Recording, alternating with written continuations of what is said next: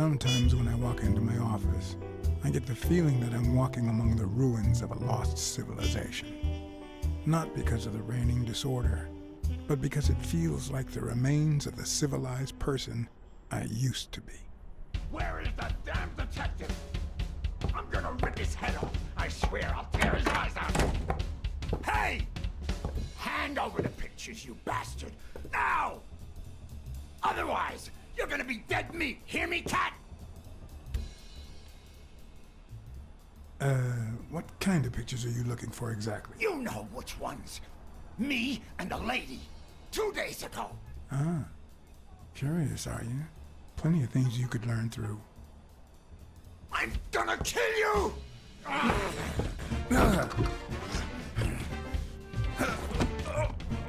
Give me the goddamn pictures! It wasn't the first time I regretted hitting a guy like him. But at least I bought enough time to aim at his soft spots.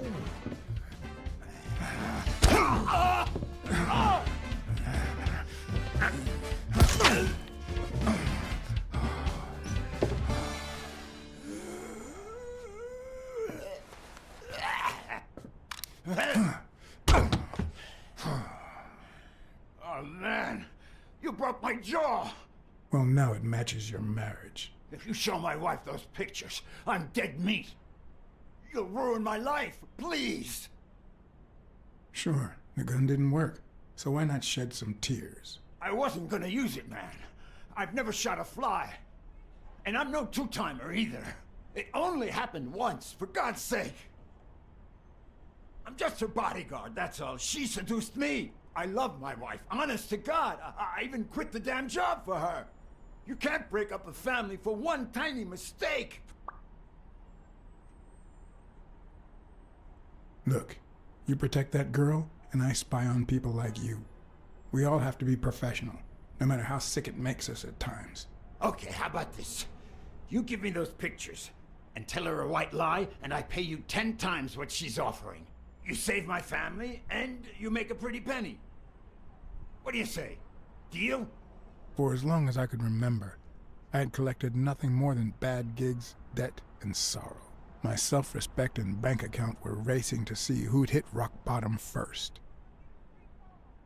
There was more than money at stake. The man seemed honest.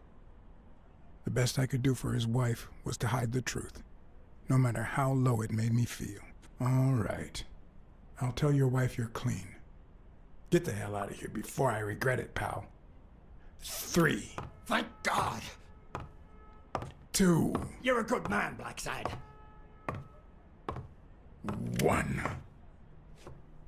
You won't regret helping out Eugene Colbert. I promise you that. My uninvited guest had left me several gifts.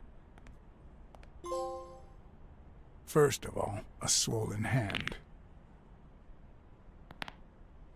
That guy's skin was hard as a rock. Second of all, an empty wallet. Business as usual. Third, I was starting to second-guess the morality of my last choice. Last but not least, the certainty that more gifts were yet to come.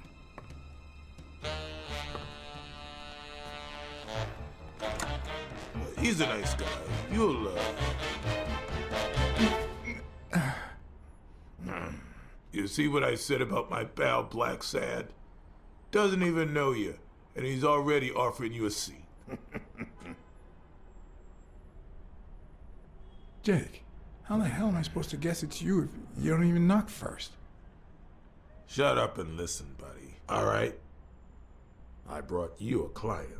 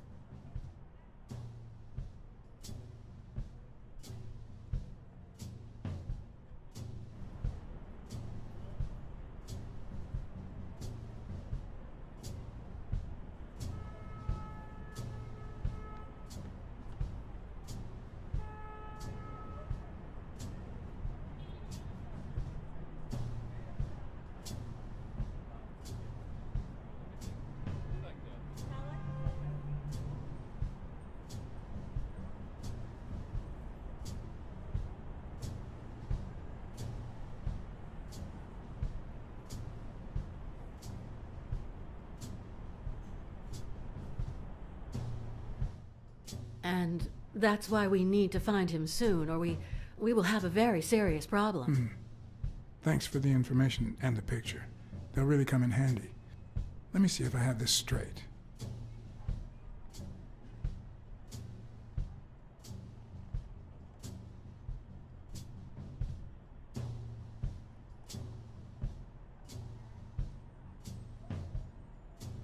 Your father, Joe Dunn, boxing manager and gym owner, hanged himself 2 days ago.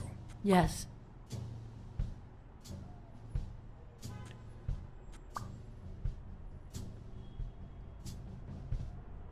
Bobby Yale, a boxer at Dunn's gym, has a crucial fight against the reigning champion in 2 weeks. But he disappeared 2 days ago, right about the same time your father died. Yes. In short, if Bobby Yale is a no-show for his fight, you'll have to pay a fine. But since you don't have the cash on hand, your father's gym would have to close. Yes. So you want me to find Bobby Yale? Yes. No. Jake wants you to find Bobby. Oh, I see. Well, first of all,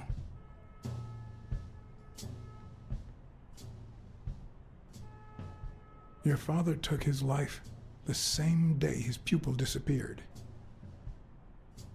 Sorry, but something just doesn't add up. Damn it, John. Will you take the case or not?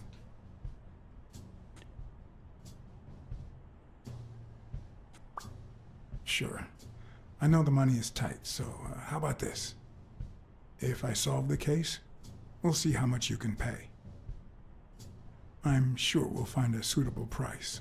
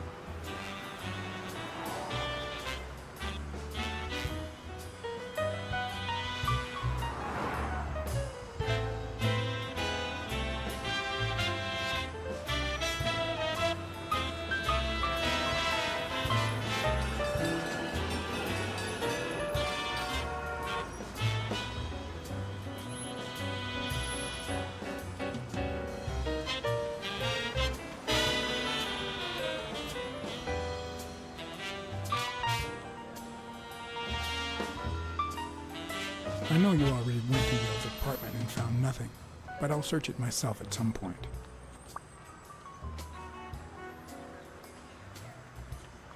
That cleaning lady, Miriam Purnell, the one who found Joe Dunn's body, she works part-time at Sam's Diner, just down the road on the left, right? That's right. I think I might pay her a visit as well. And the gym, of course, and see what I can find. Okay, I think I've got enough to start with for now.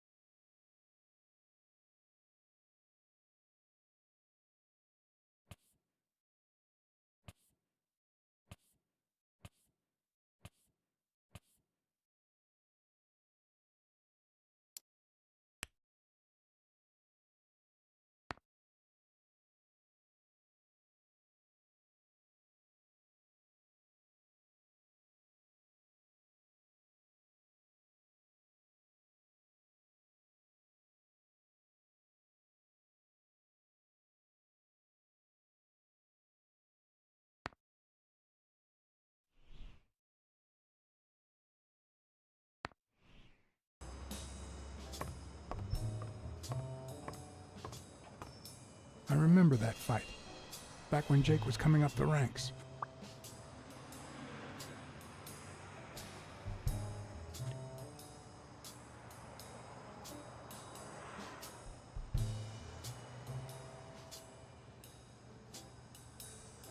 Looks like Dunn liked to measure his daughter and Bobby Yale each year. Sonia's measurements stop at 18, and there's a gap in Bobby's between ages 15 and 17.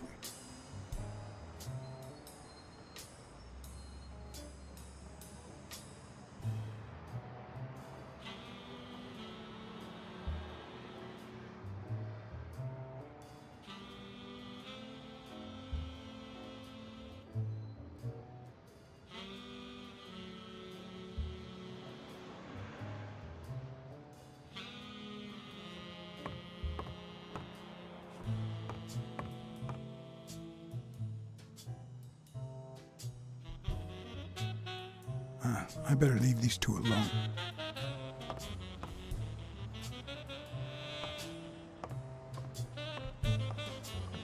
Is that done? Wow.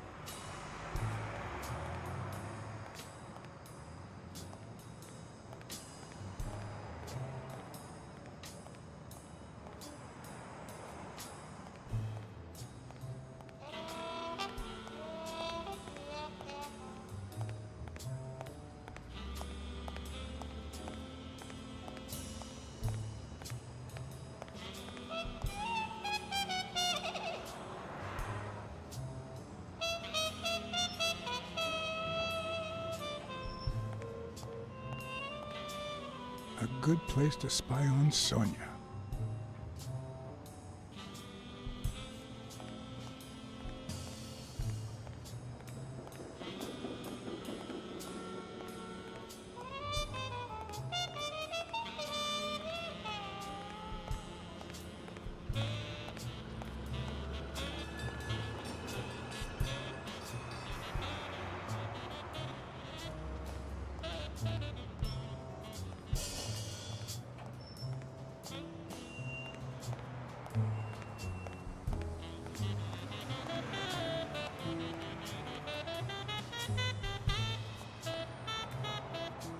Someone should weld the iron bar on those panels.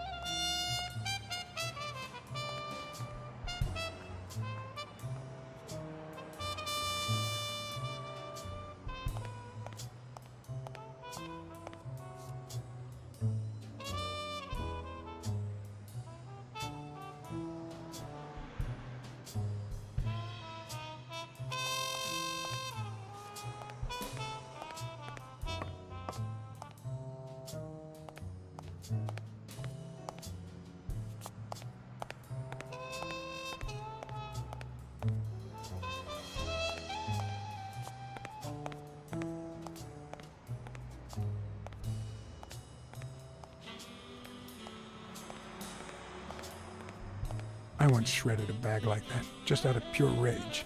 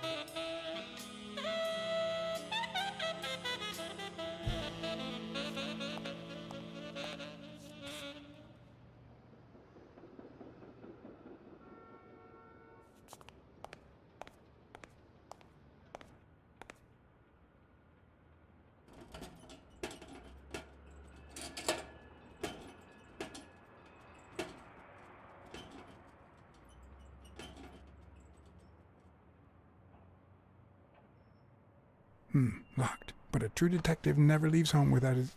Huh? Sometimes even the most experienced detective has to go home to get his lockpicks.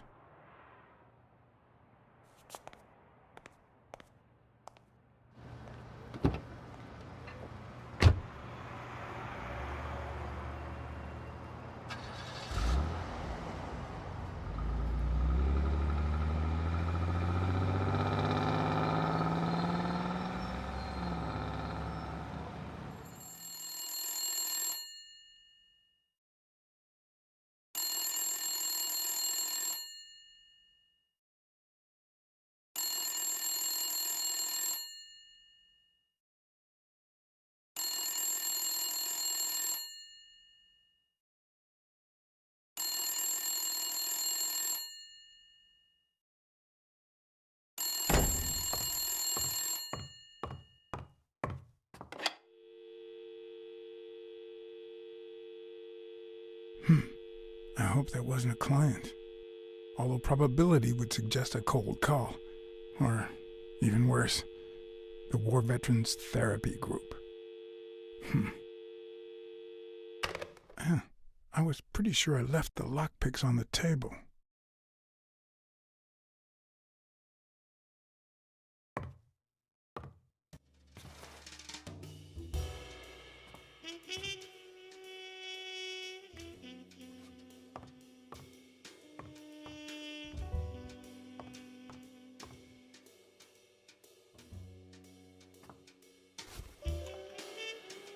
Smells good.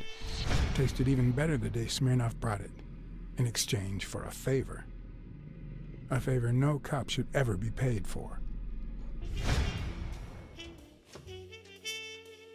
Police Commissioner Smirnoff smoked that cigarette.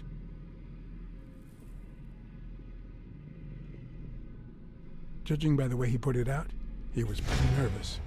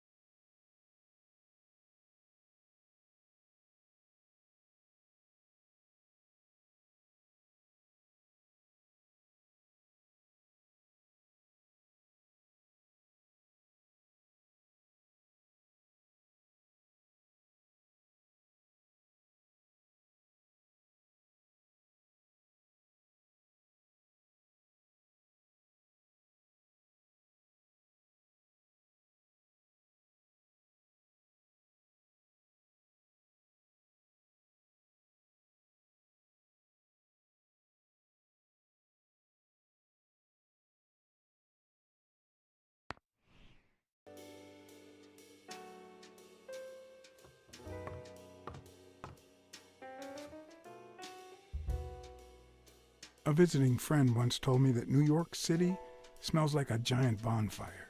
I'd say the smell is rubbed off on me.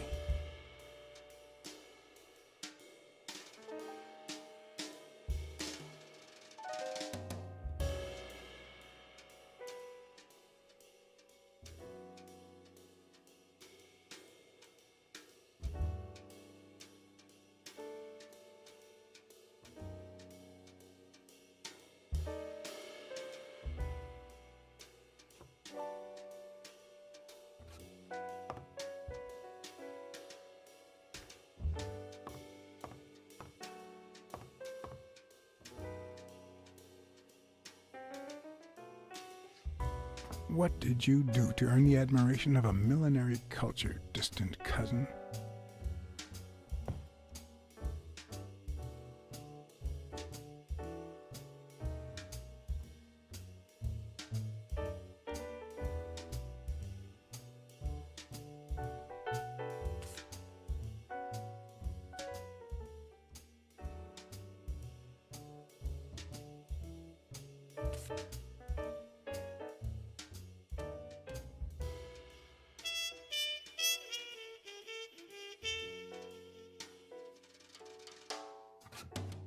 What if the only thing that keeps you going is the very thing that won't let you move on? It's too soon to say goodbye. She wouldn't hear me anyway.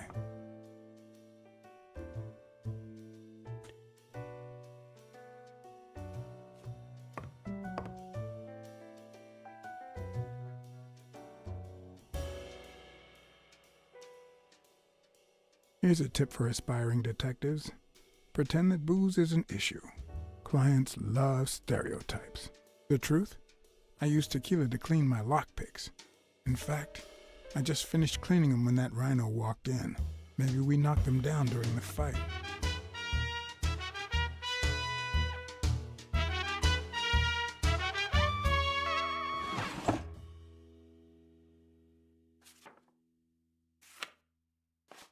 Good old Weekly did a fine job with these pictures. Maybe I should give him a call, although I hope he never finds out I turned down a hefty bribe to keep quiet. I wonder if that rhino would ever have the nerve to use it.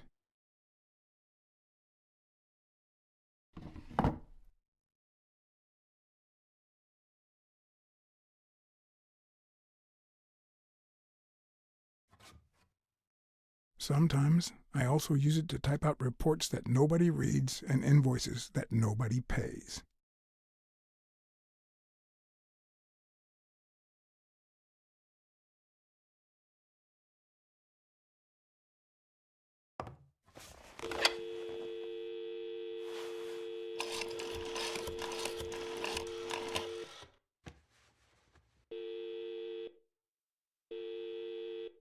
Weekly speaking, the legend of what's news. Hey, Weekly, this is... John, did you get my pictures?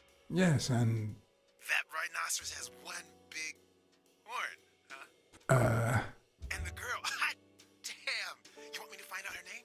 Please, pretty please. No, Weekly. Look, just forget it for now.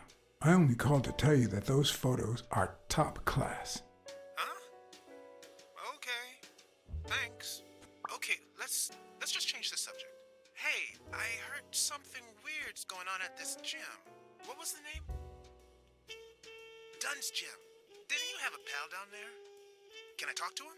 I heard a woman's running it now. A boxing gym. Now, that's what I call news.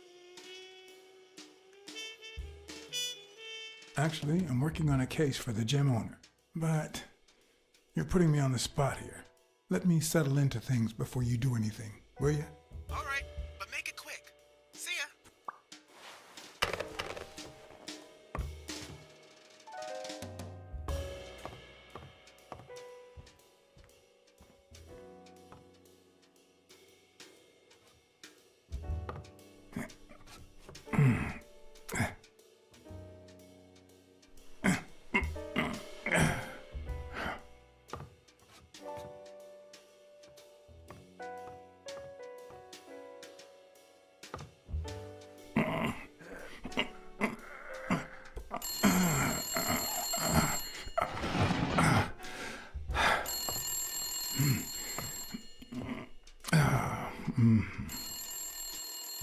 Most detectives feel safe with a gun in their pocket.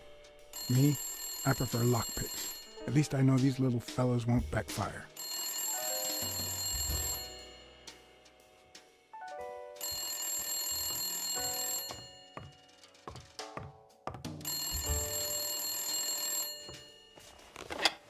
Where the hell did you go, John? I thought you were on the case. I had to run an errand, but I'll be back in no time. You made a crappy impression, and now Sonia has second thoughts about you.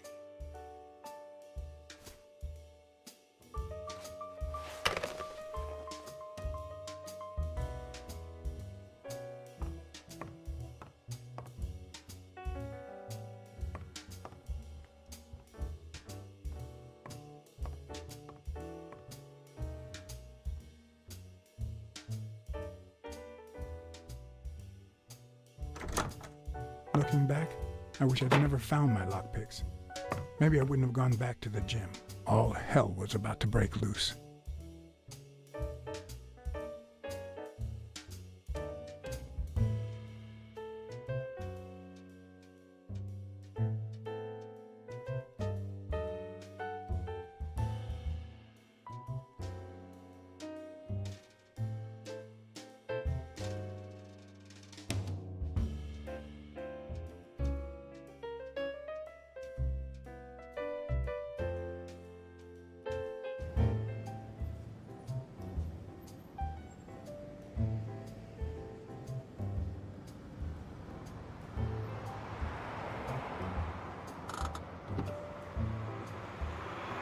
Bobby Yo's place was on the way, so I decided to drop by, lockpicks in hand.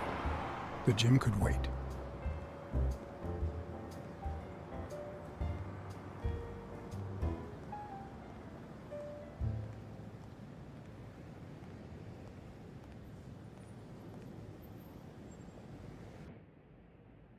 Sonia and Jake had already searched the place, to no avail.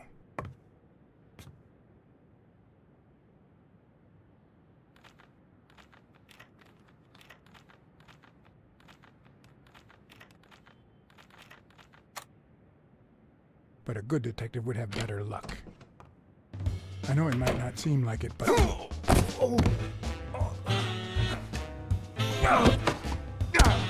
When someone hits you like that, you know you're onto something. It's only fair to show some gratitude. Well, well, well. Long time no see. Oh, how the tables turn. You helped me, so I'll help you. Now leave before my partner... Damn cat. Well done, Colbert.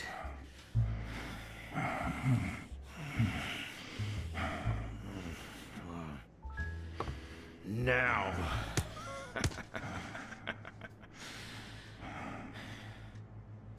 How about this?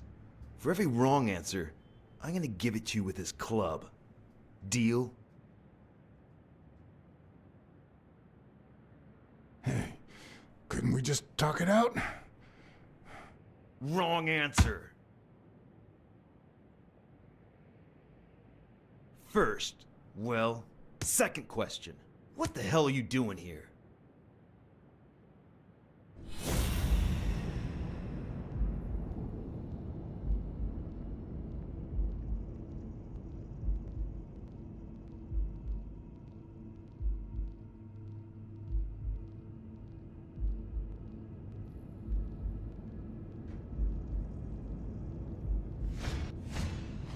A shamrock? Is he Irish?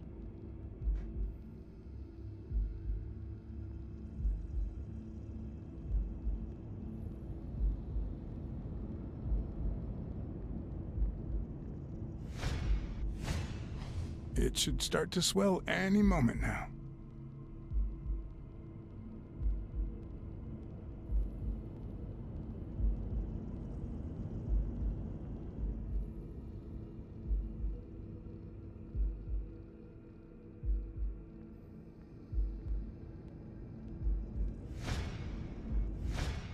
Alrighty, let's try again.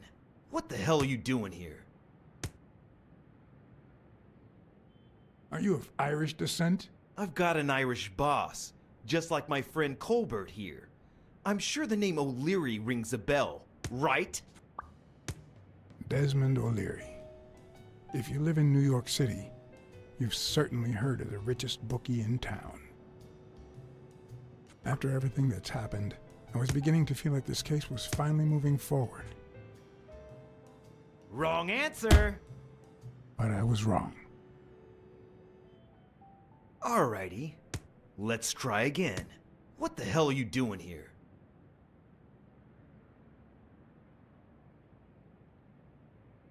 I'm a private eye.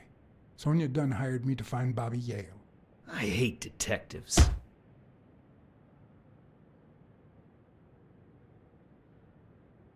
Now, where were we? What the hell are you doing here? I swear I'm a detective. And I swear, I hate detectives.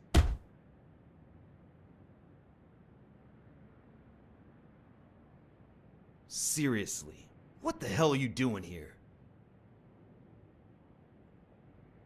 For Christ's sake, I'm a detective. For Christ's sake, I hate detectives!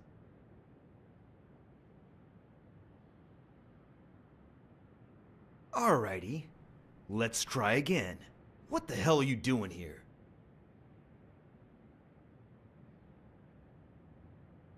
I know your friend Colbert and his wife. Now he wants to insult you. Alright then, he's all yours. Alright. Now it's your turn. I'll call the boss.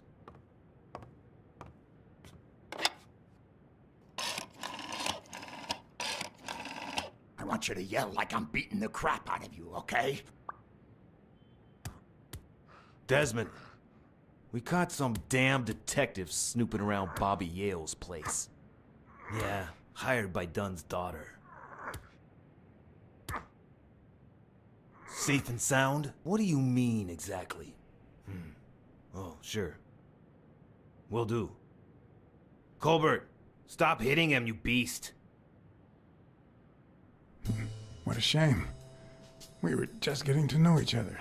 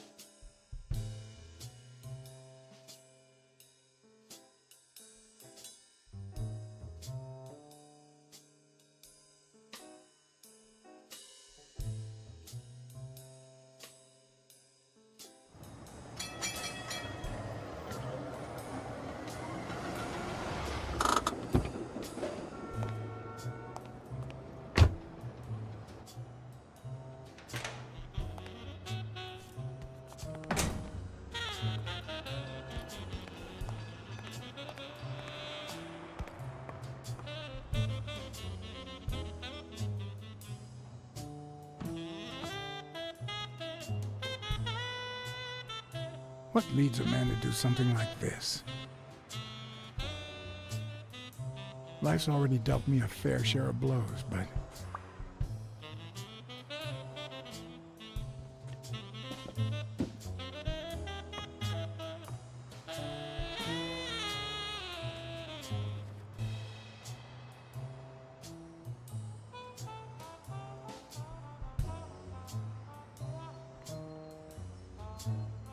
I don't know why.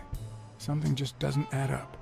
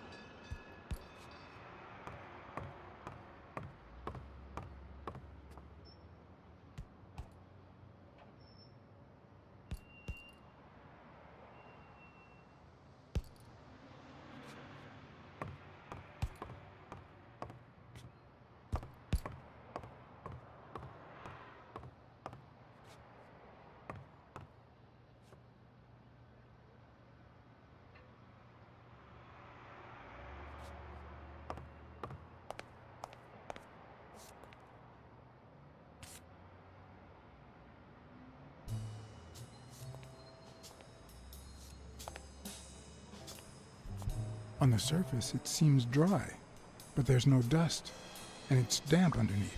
It could have fallen the day Dunn died.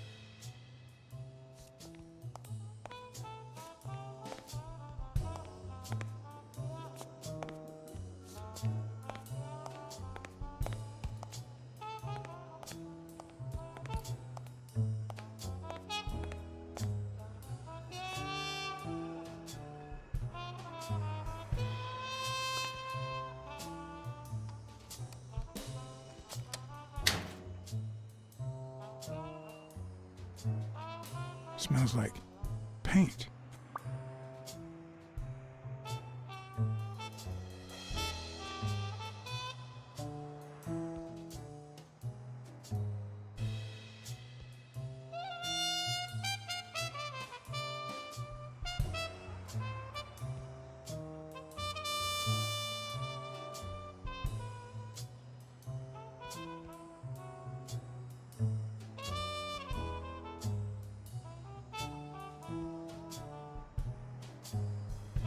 Bastards.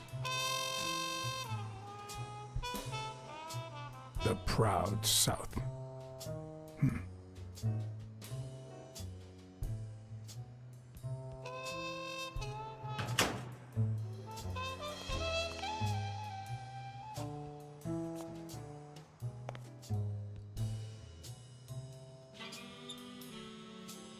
Of course.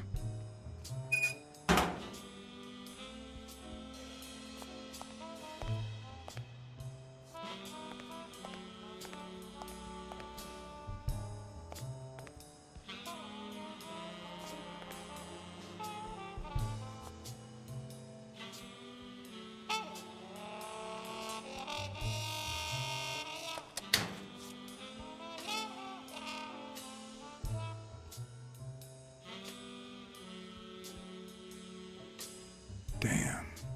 I'd forgotten that Jake used to work for Natalia. This proves I was right. It's too soon to move on.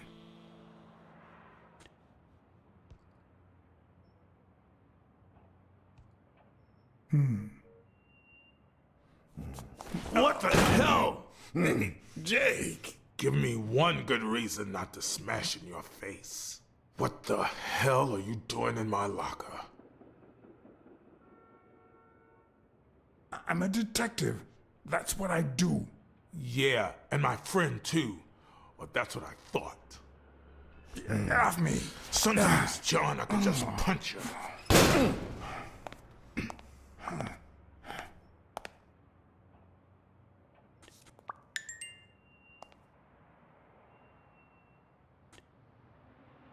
The racist brain is so full of hatred that there's no space for trifles such as common sense or, say, spelling. But this most cultured writer spotted the error and attempted to correct it. Not sure what to make of the outcome.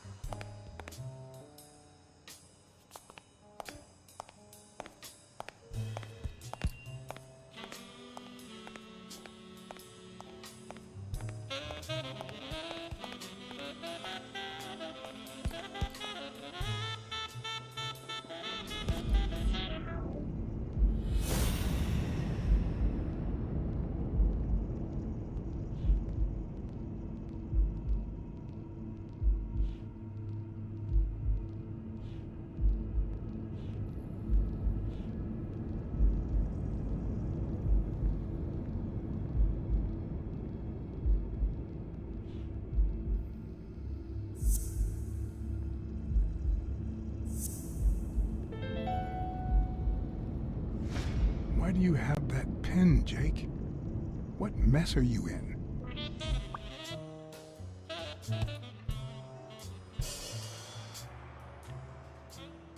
Okay, Jake. I told you. Desmond O'Leary. Huh? I know you work for him. Now you're just making stuff up. Why would you say that?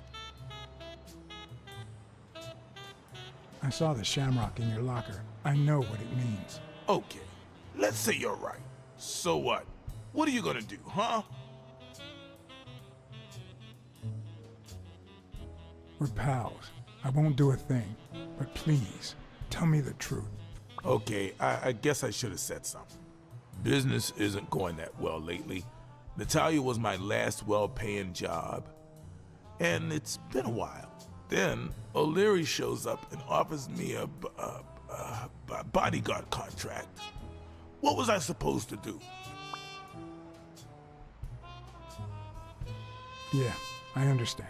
Seriously, you don't seem like the type to accept shady offers.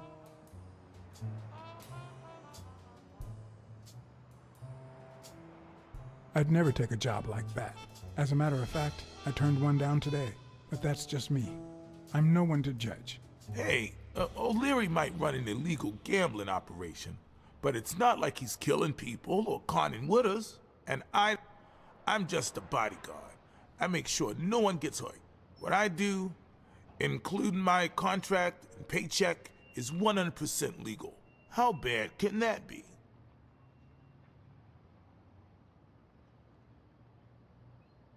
O'Leary pays you with dirty money, and you're part of a criminal organization. There's no two ways about it. But that's not what bothers me.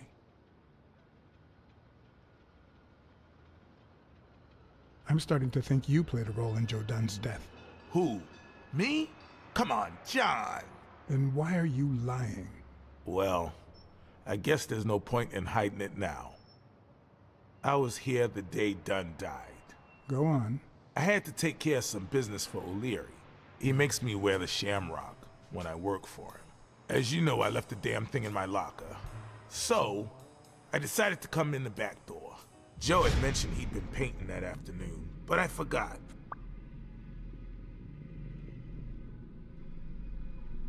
I stopped in my tracks when I saw him screaming bloody murder at Bobby Yale at the top of the scaffold.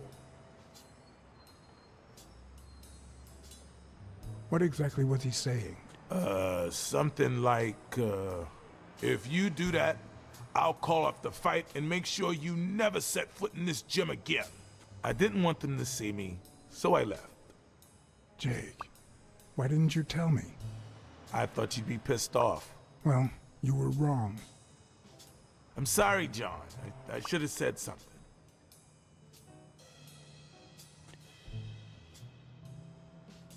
You should have. Let's just say you owe me one, all right? You sure drive a hard bargain, John. All right. Time to go. I need to think about everything you just told me.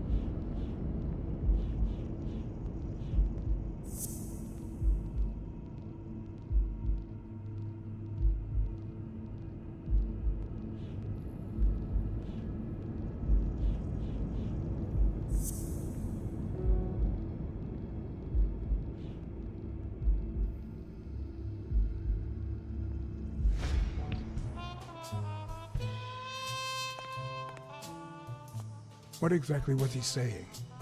Something like, if you do that, I'll call off the fight and make sure you never set foot in this gym again.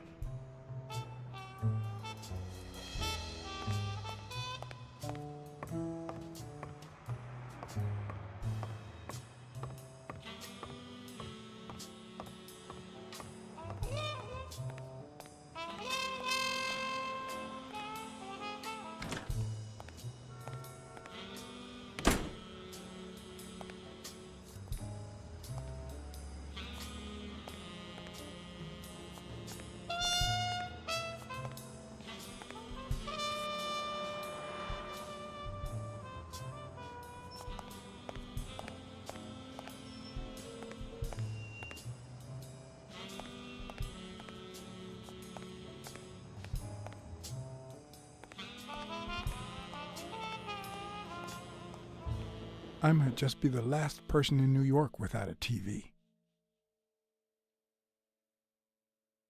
Who needs one anyway?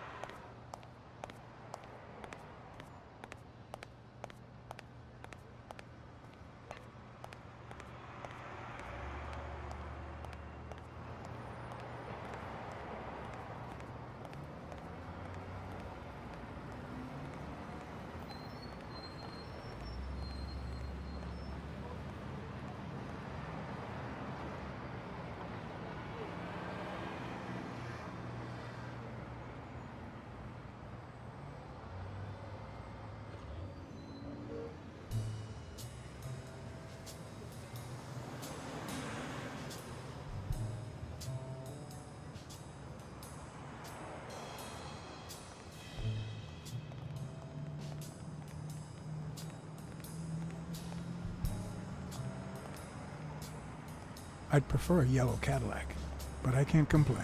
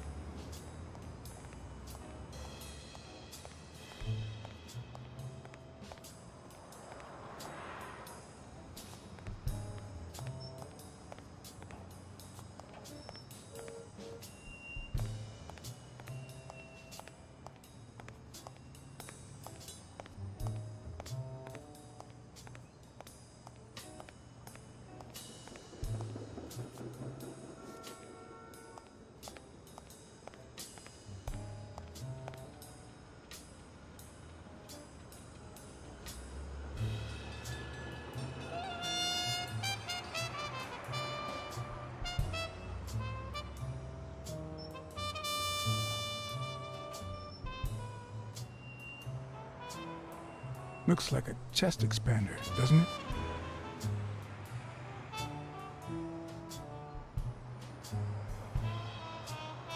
Good morning, sir. Good morning to you. John Blacksad, Private Eye. Would you mind if I asked you a couple of questions? Not at all. Proceed, Your Honor. Were you here on Sunday afternoon? Yes, indeed, kind prince.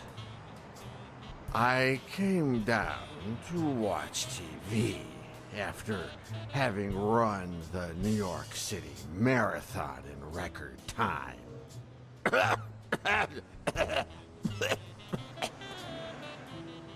Sorry about your condition. Excuse me. What condition? My sobriety? Oh, worry not, kind prince. I have a plan. It just so happens that you can, apple of my eye, do this old man a favor and bring him some sustenance. All right.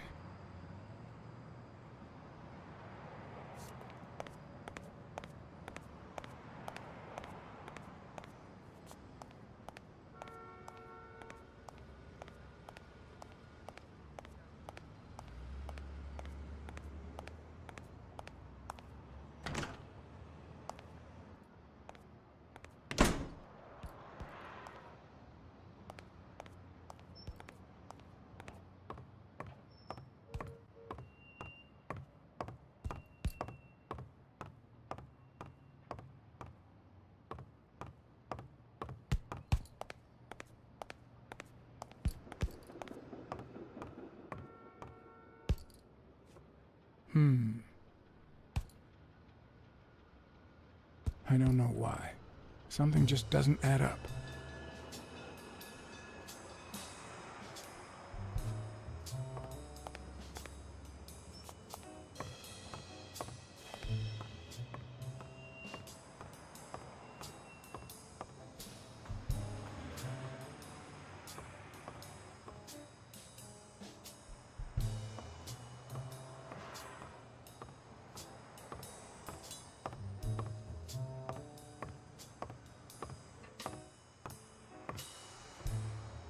Miss Dunn, can I run a couple of questions by you?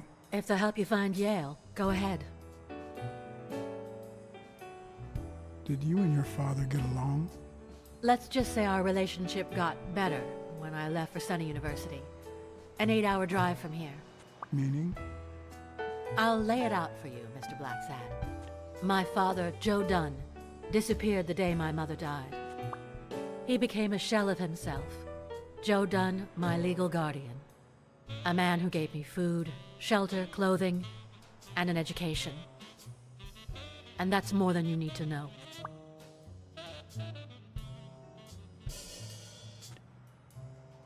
Did you get along with Bobby Yale?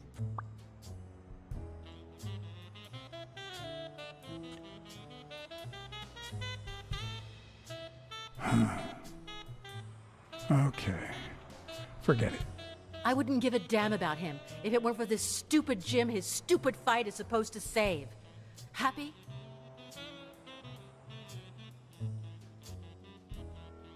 What do you think about Mary, the cleaning lady? Can't say. I barely know her. And I'm not one who's quick to judge other people.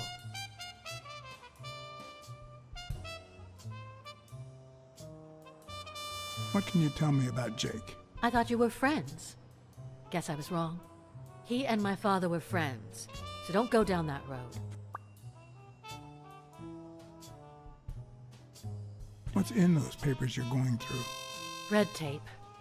Great. If you find something, please let me know. I thought you were the detective. You do your job, and I'll do mine.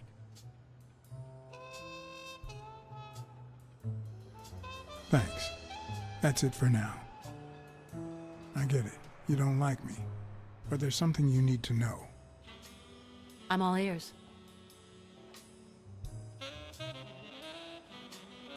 Rest assured, I'll find Bobby Yale. Duly noted, Mr. Blacksad.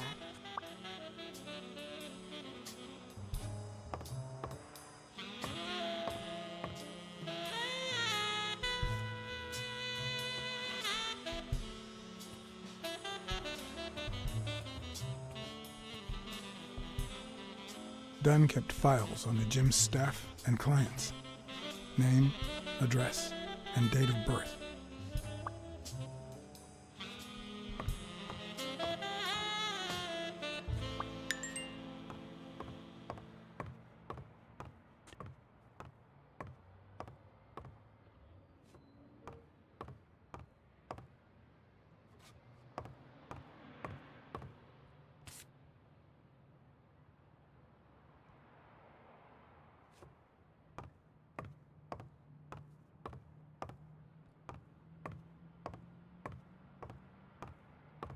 Seemed like a happy family.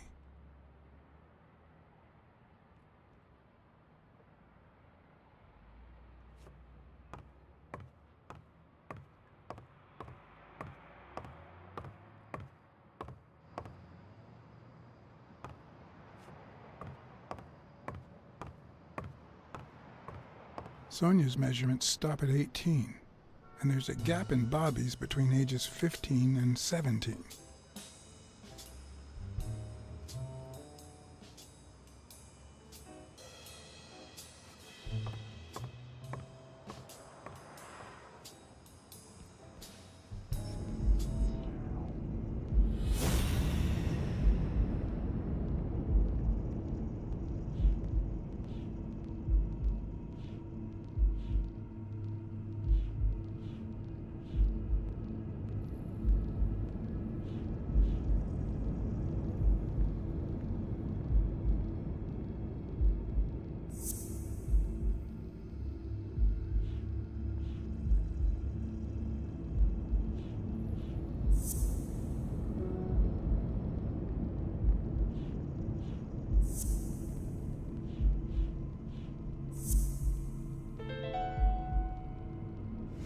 Arthur Tucker painted the racial slur on Yale's locker.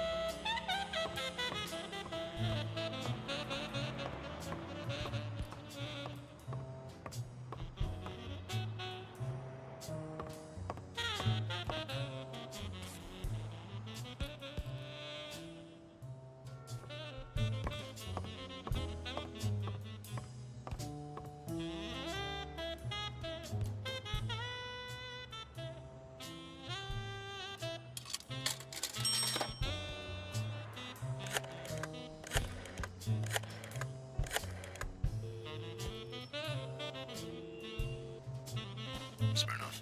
Joe Dunn, the boxing coach. You hear anything about his death? Blacksad, was that you? You got me. How's everything, Chief? Oh, I'm fine, thanks for asking. Too much work as usual. As for Joe Dunn, he hanged himself, end of story. I'm too busy, John. I can't afford to put a single man on the case. Why are you asking?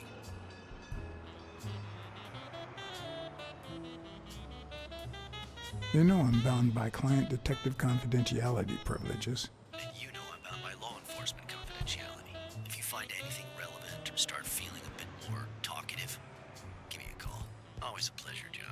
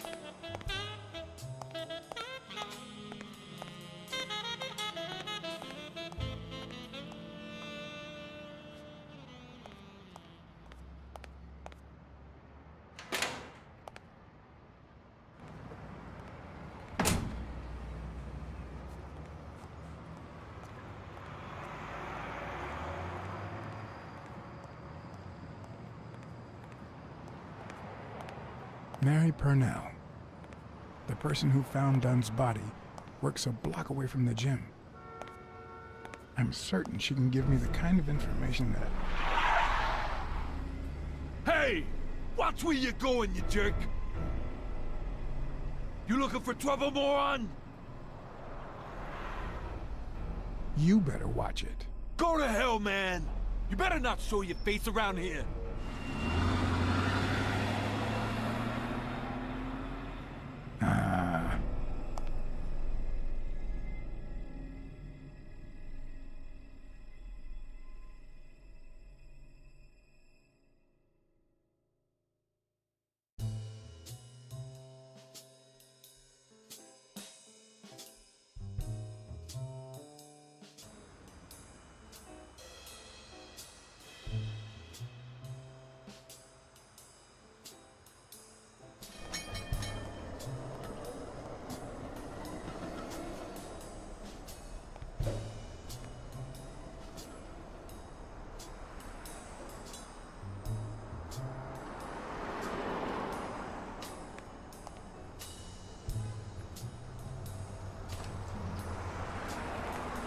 And there you go.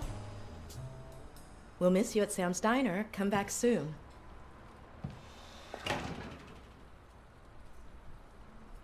Welcome to Sam's Diner. What can I get for you? Blacksad, Private Eye. I work for Sonia Dunn. I need to ask you some questions about Joe Dunn. Sure, but I'm working right now. Maybe later? I only see one customer sitting at the counter, and he's asking for your cooperation. All right.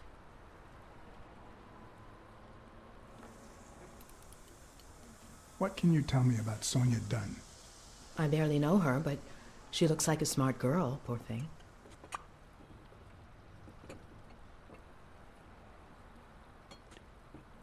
Let's talk a bit more about Joe Dunn.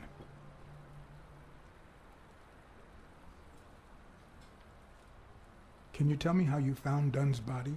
Well, I thought I was alone. I clean early in the morning before Mr. Dunn comes in. Oh, so you have keys to the gym. Yes, of course. There was paint on the floor, so I thought it'd be a busy morning. And then I saw him, hanging there, like a baby mobile over a crib. Then I think I panicked. When I calmed down, I called the police and waited outside. Sorry, that's all I can say. Don't worry. But if you remember anything else, let me know.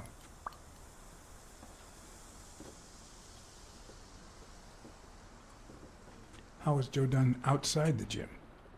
I wouldn't know. I only saw him at the gym or right there. That was his spot. I think everyone liked him. What kind of boss was Joe Dunn? A good one. Always paid on time, never raised his voice. If I asked for the day off, he even cleaned the gym. Thanks, but I still don't get why he'd commit suicide.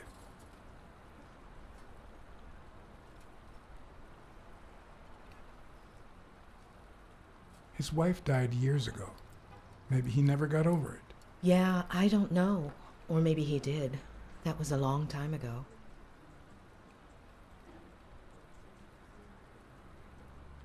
I heard his relationship with his daughter wasn't ideal. Oh, really? Poor man. I don't have kids, but that has to be really hard. Maybe he simply had money issues. Yeah, I don't know. Could be.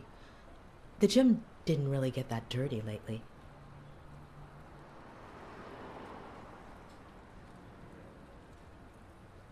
What do you think about Jake Ostiambi? Who? Who's that? A big gorilla. Boxer, too. A friend of Joe Dunn's. Oh, yeah. I barely know him. I don't like how he looks at me.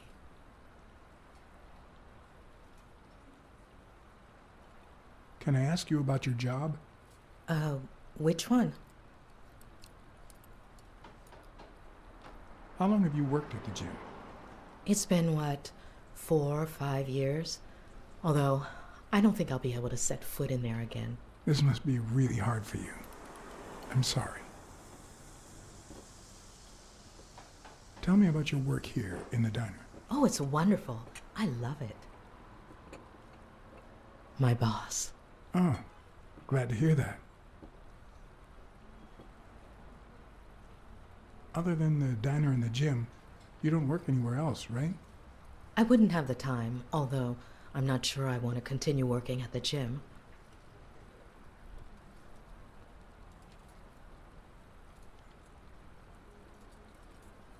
If I were you, I wouldn't quit. Trust me, it might be painful at first, but time heals all wounds. Joey used to say the same thing. Maybe. I don't know. Thanks.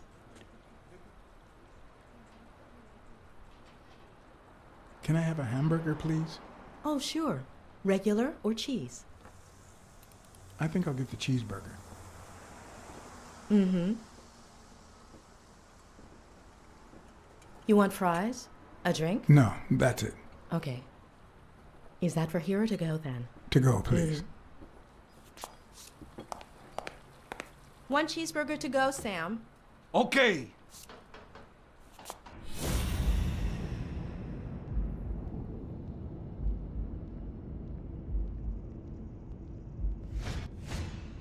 Smells like cinnamon. No, cinnamon and burgers.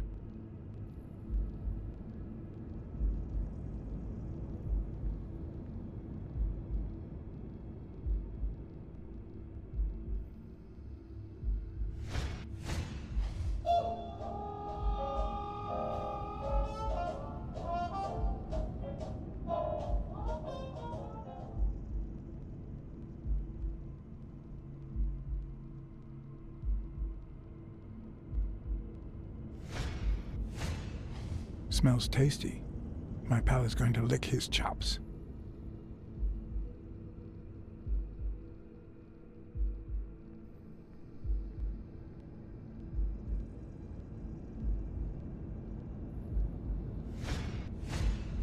They look puffy and tired. Sleepless nights, hectic days, or has she been crying?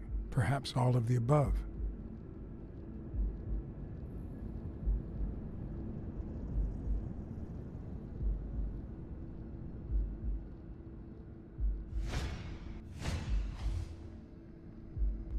Her handwriting is nice and neat.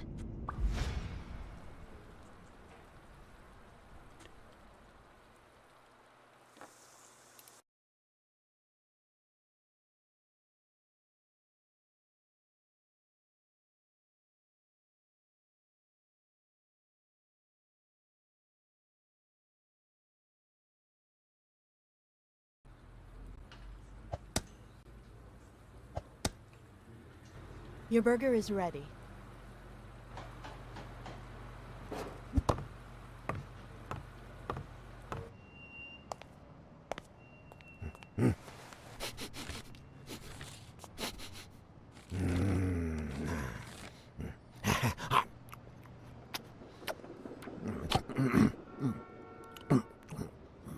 All right, I'll let you enjoy your meal. 4 people used the back door that very same night. What? Well, I might be blind as a bat, but as you can certainly see, I have 2 wonderfully functional ears.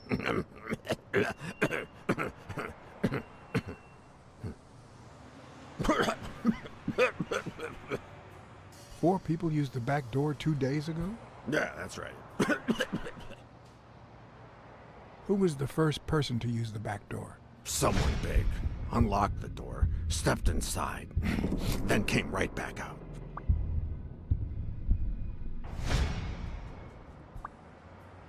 Who was the second person to use the back door? A man, just a few minutes after the first person. He came back out muttering, "Ungrateful bastard." Then he threw something in the trash and walked back in. Oh, no, wait. Before that, he gave me a coin. A coin? I mean, do I look like I need spare change, huh? I mean, I'm staying at the Million-Star Hotel, for God's sake.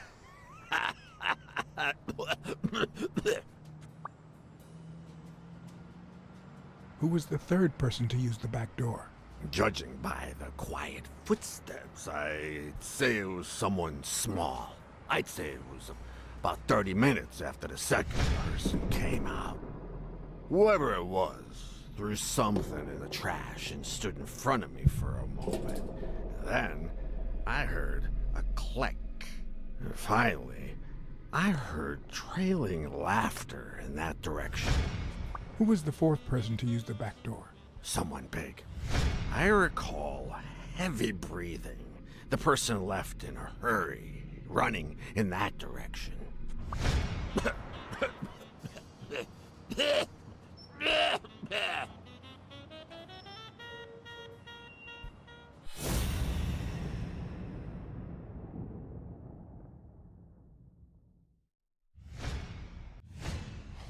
I wonder what it's like to be blind. Would I cope?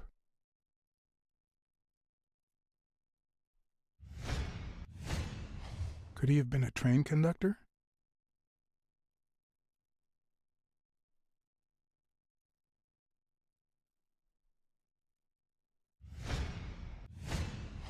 Blind and legless.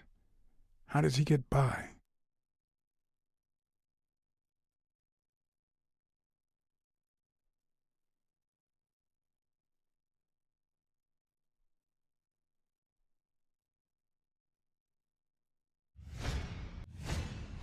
Looks like someone used it as a punching ball.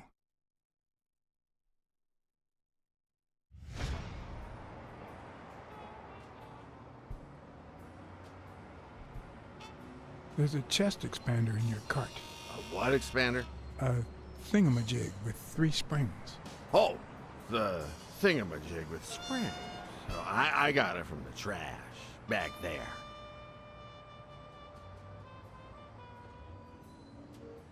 Where did you get that paint can? In the trash can, in the back. A paint can and a thingamajig with springs. What a night! You were acting a bit strange before, but now you seem fine. Why is that? Hey, you got great vision, sense of smell, and hearing. Why is that? Well, I'm a cat. Well, I'm a goat. That's all for now. Thanks.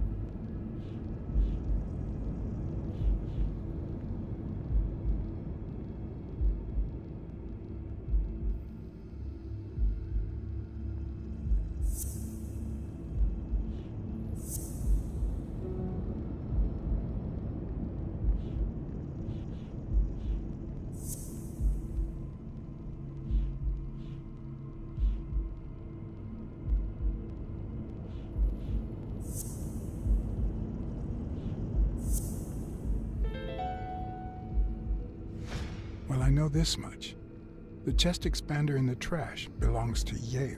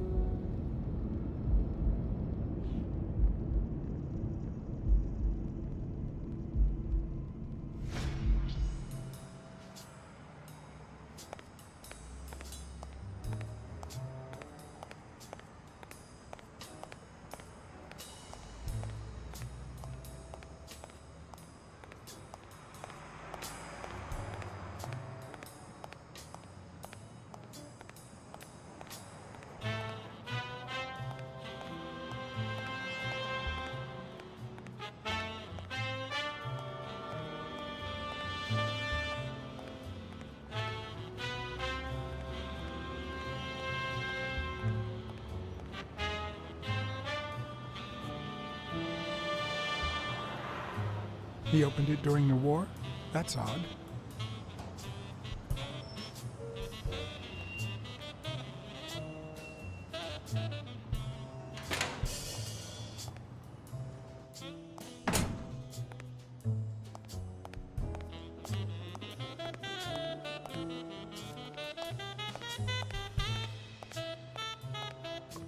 I don't know why.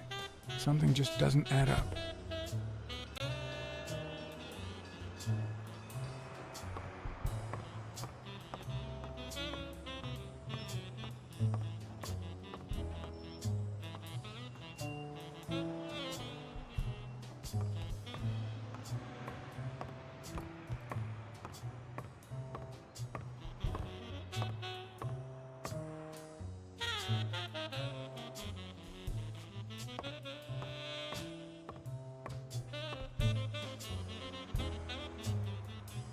I'd like to take a look inside that safe now. Could you give me the combination? I'd love to help you, but my mother's birthday used to be the combination, but I already tried it.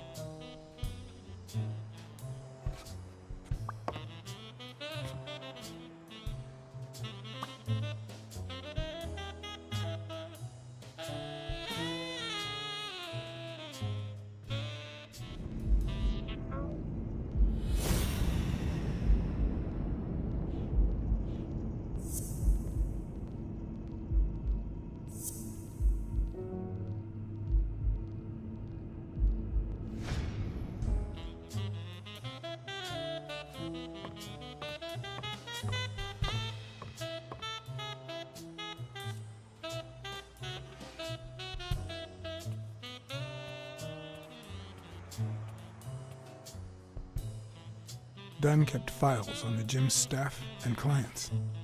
Name, address, and date of birth.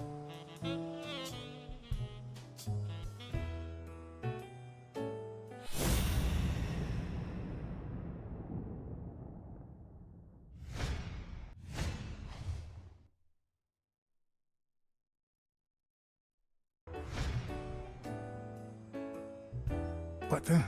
What's wrong? Someone's taking pictures from the rooftop. Are you sure? I'll go take a look. Now, who's that rope for, Miss Dunn? Weekly.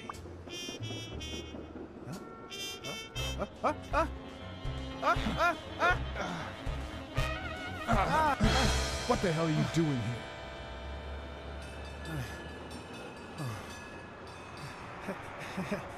here? Hey, look! Isn't that Cassidy?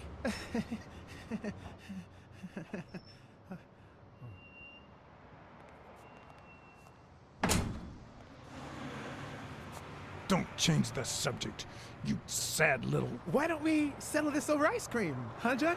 Just like in the good old days. How did you get up here? I don't want anyone to see you.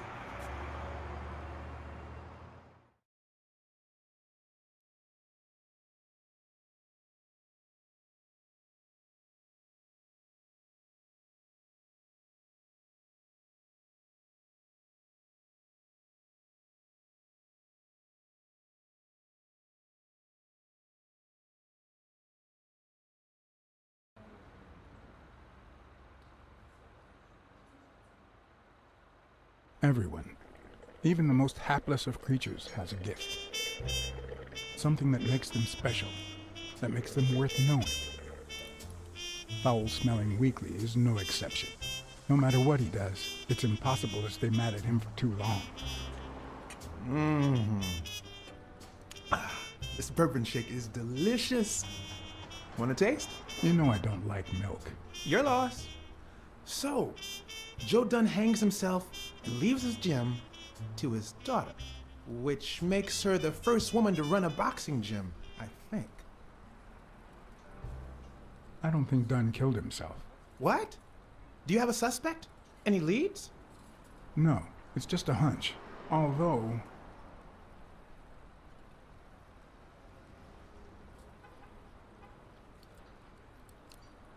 I haven't identified the murderer just yet.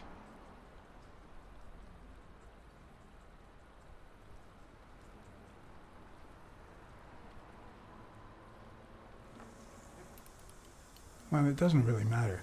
It's just a hunch. I wouldn't bet my life on it. I've got other suspects, like O'Leary, the bookmaker. Desmond O'Leary?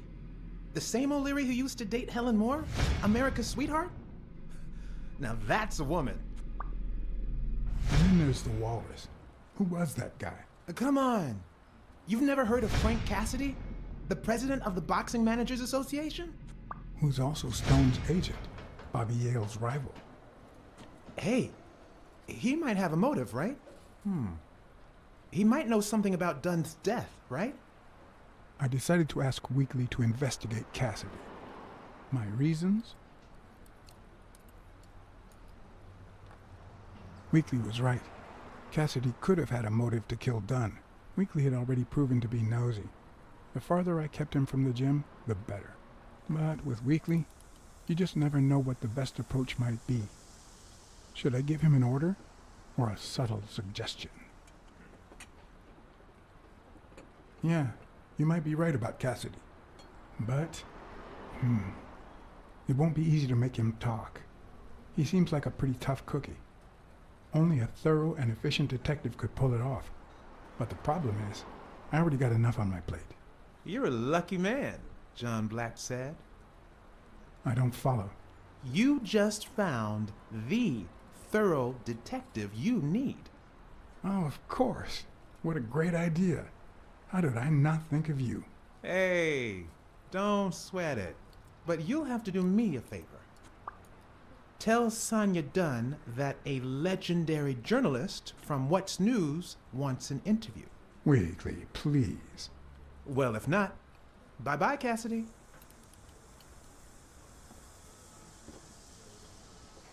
All right. I'll see what I can do. Great. That's settled then.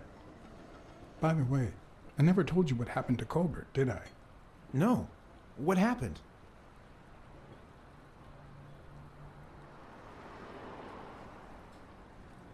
The rhinoceros came by and offered me money to keep quiet. Wow. Are we talking petty cash or big bucks? The latter. That's my boy. Good job, Black Sad. Your boy Black Sad didn't take the money. What? Listen, Weekly. Yeah, I know. It wasn't the right thing to do. Yada, yada, yada.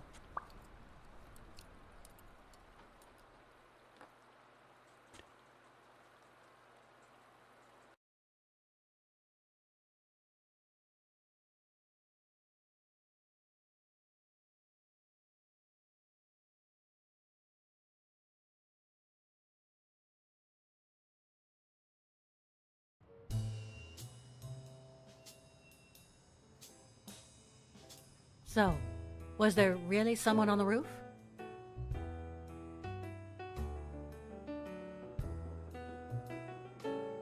Yeah, but he was faster than me.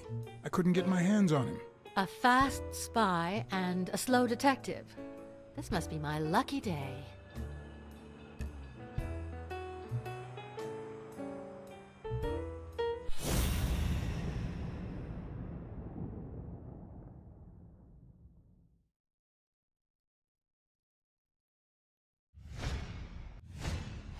Big, bright eyes. Looks well rested. Either she didn't mourn her father, or she really knows how to work that makeup.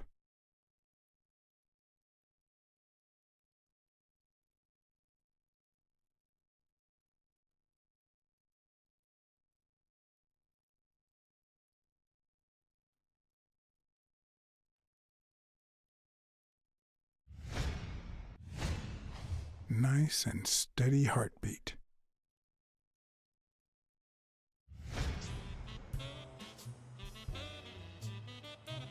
I saw you arguing with a guy named Cassidy. What did he want? Remember the fight that needs to take place in order to save this gym? Well, Cassidy manages Yale's rival, Stone, the reigning champion. If Bobby doesn't show up, he'll lose money. Maybe not a lot, but enough to care.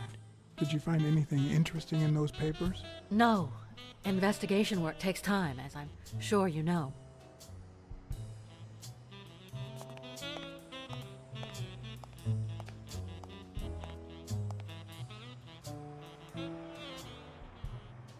Could you tell me your birthday? Of course. March 6th. And the year? I'm 24, Mr. Blacksad. You do the math. No luck.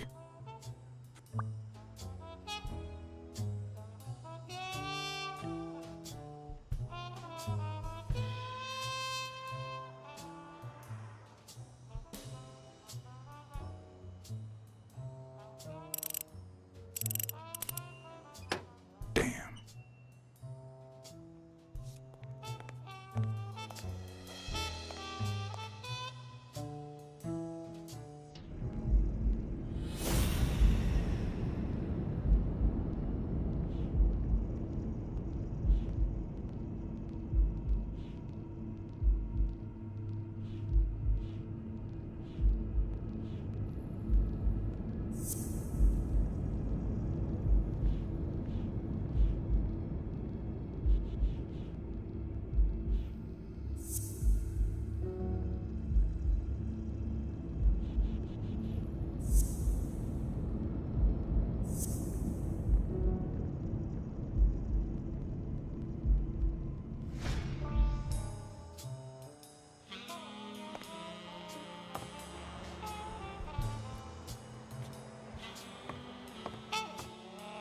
Dunn's room had quite a view.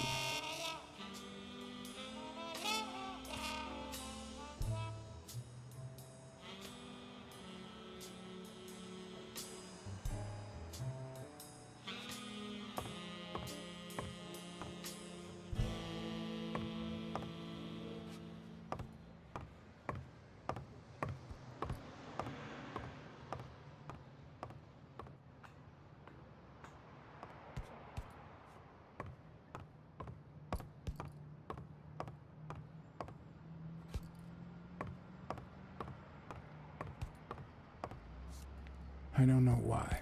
Something just doesn't add up.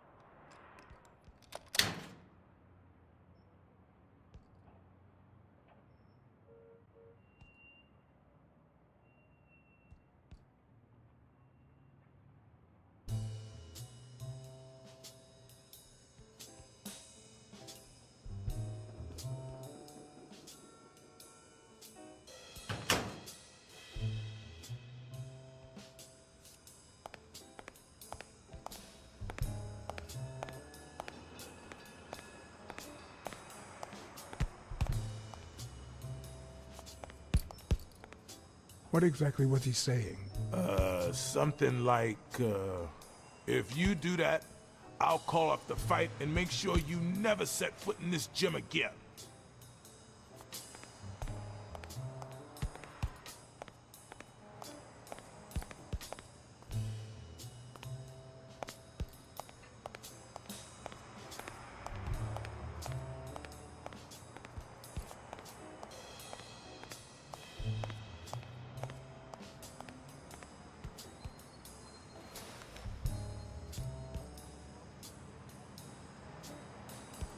Thank you, Mr. Blacksad.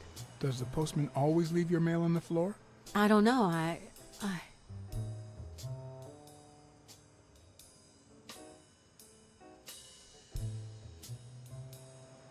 What's wrong? It's my mother's wedding ring.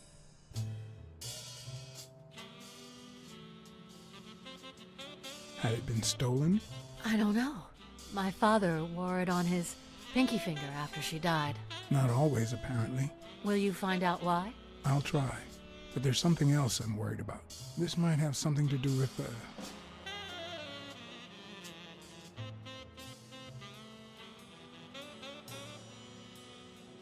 your father's death and Bobby Yale's disappearance. Oh my, yes. It could be. Will you please give me a moment? Of course.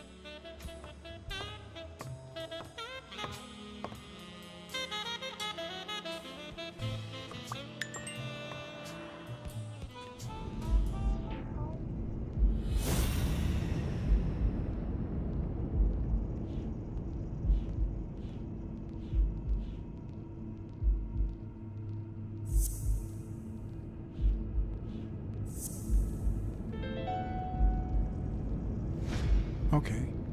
Mary put the wedding ring in the envelope and wrote Sonia Dunn on it. But why did she have the ring in the first place?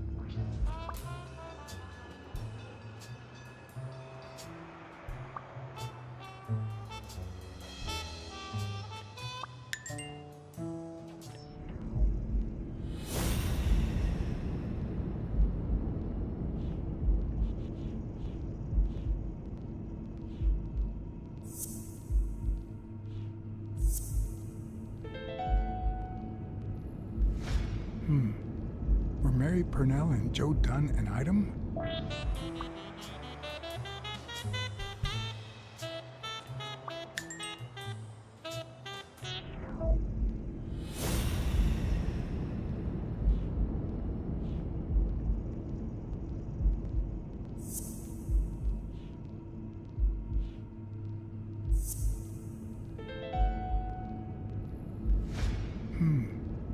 What if Mary's birthday is the combination to the safe?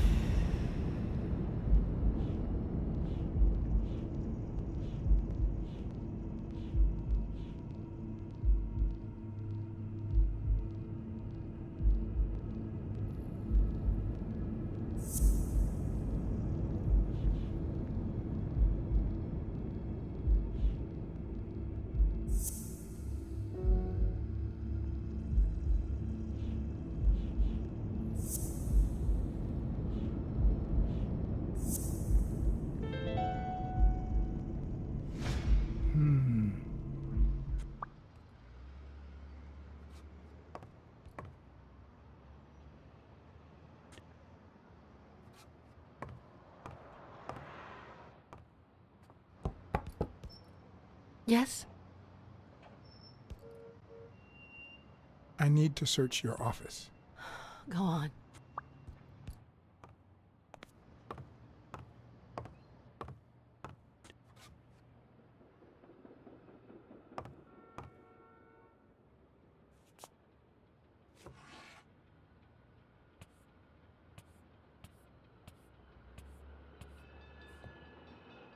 And there it was, Mary's birthday, a week prior to that very day.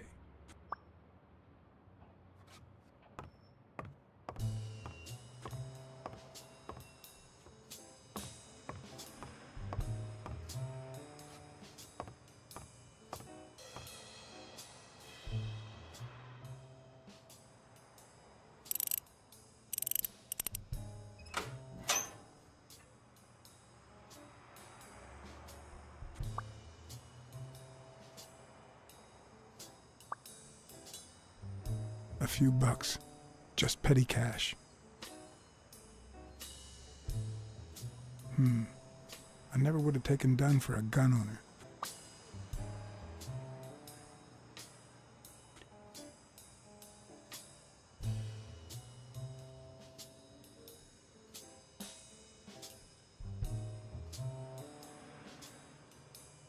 You open the safe? Yeah, and I think you need to see this. Can you tell me what it says? All right. I think this might be useful for the investigation, Mr. Detective. He left everything to me, except some boxing trophies and knickknacks that'll go to Bobby Yale.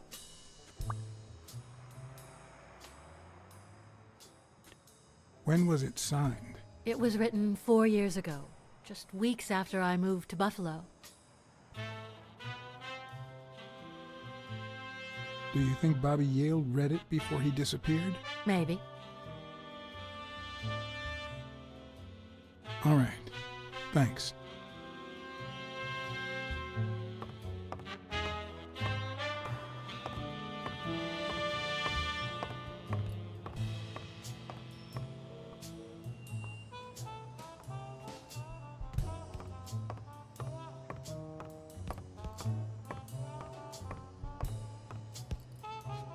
I don't know why. Something just doesn't add up.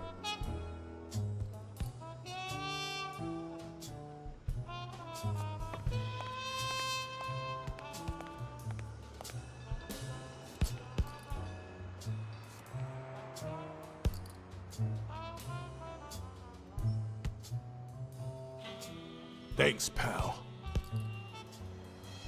So, what else can you tell me about Dunn's death? Well, not much. My memory's not what it used to be. Do you remember anything else about Joe Dunn and Bobby Yale's argument? No, not really, no. Only Joe yelling. If you do, I'll call off the fight and kick you out of the gym. Dunn wasn't black, but he allowed you and Bobby Yale to train here. Yeah, this was the first integrated gym in the city, I think. But not everyone liked that, hmm? You've seen the graffitis, right? If I get my hands on that bastard... I happen to know who painted the lockers.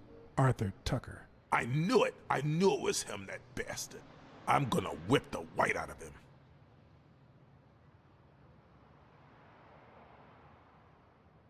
Do you have any idea where Bobby Yale could be? Not a clue.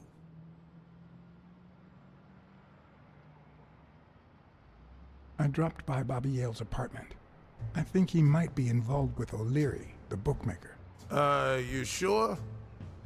Yale had some dark years, no doubt, but Dunn turned him into a decent guy. I'm no detective, but I wouldn't follow that lead. If Yale's gonna fight the reigning champion, he's got a big career ahead of him. He hasn't lost a single fight since he turned pro. The little bastard beat the socks off me a few years back. Do you know any of his relatives? His father, Avenarius. Avenarius? The boxer poet? Didn't he disappear 20 years ago? Yeah, and his wife, Bobby's mom, died shortly after. Dunn is the closest thing the family the poor kids had ever since. That explains the poetry book in his locker. You said Yale joined a gang back in the day? Know which one?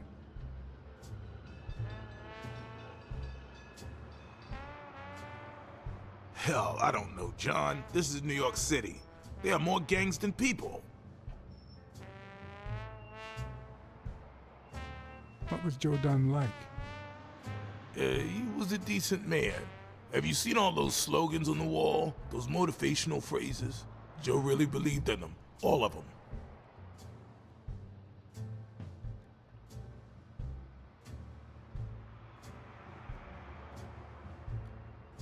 He played the saxophone, right? Yeah, pretty well for a white boy. But he quit when his wife died.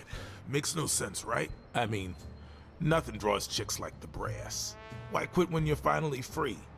Ha ha ha ha.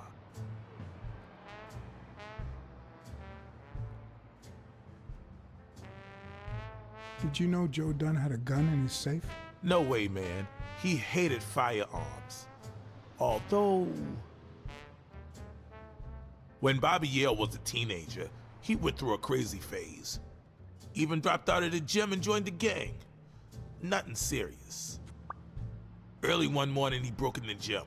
Joe was already here and caught him red-handed. Bobby pointed the gun at Dunn and ordered him to open the safe. So, Joe opened it and asked Bobby to put the gun aside, leave the gang and start boxing again.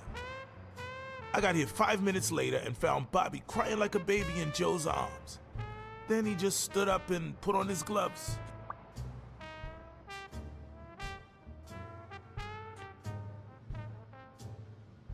I found an empty wine bottle on the rooftop. Did Joe Dunn drink? Only for a while, back when his wife died. But eventually he quit. After that, he'd only drink on special occasions.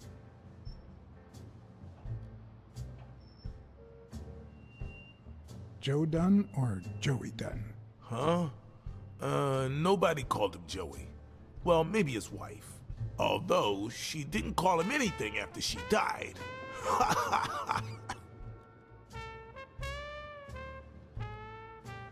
What can you tell me about Sonia Dunn? She's hot, ain't she?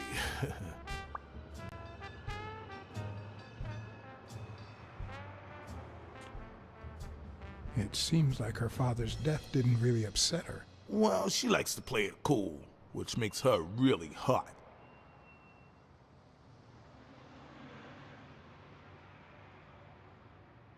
You two seem to get along nicely. Well, I've known her since she was a baby. But she sure has grown, if you get my drift. I hadn't seen her since she left for college about 4 years ago. I better let you get back to your drills. All right.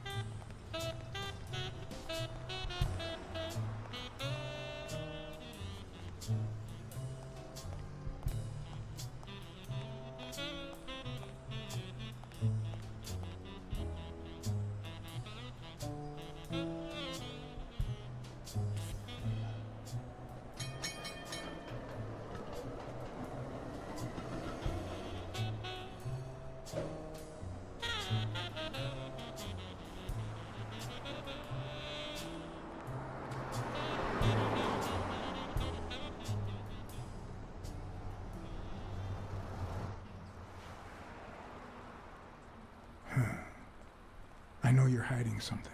What? You know what? You're the only woman who ever called Dunn Joey, except his late wife. Oh, my goodness. I can't talk here. My shift is over in 10 minutes. Can you wait a while? May I get a refill over here, Mary? Coming right up.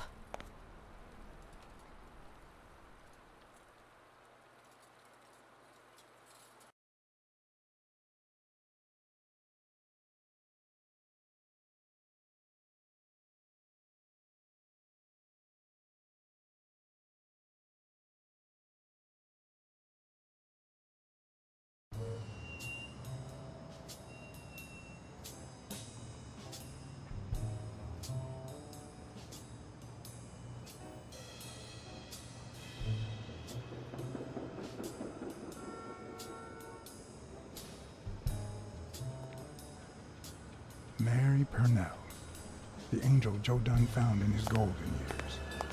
We'd been seeing each other for almost 2 years. It all started with, well, weekdays I start cleaning the gym at dawn, before my shift at the diner. Joey always came in early, just a little after I got there.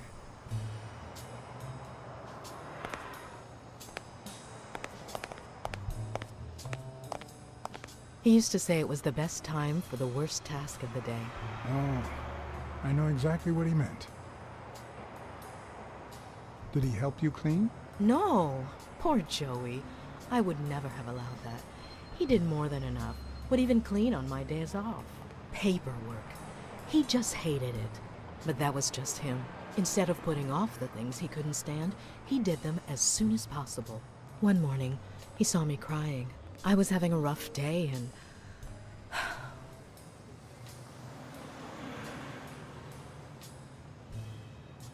He tried to make you smile. He pointed at the coffee machine. You need a cup of joe and some fresh air. That was the first of many cups on the rooftop.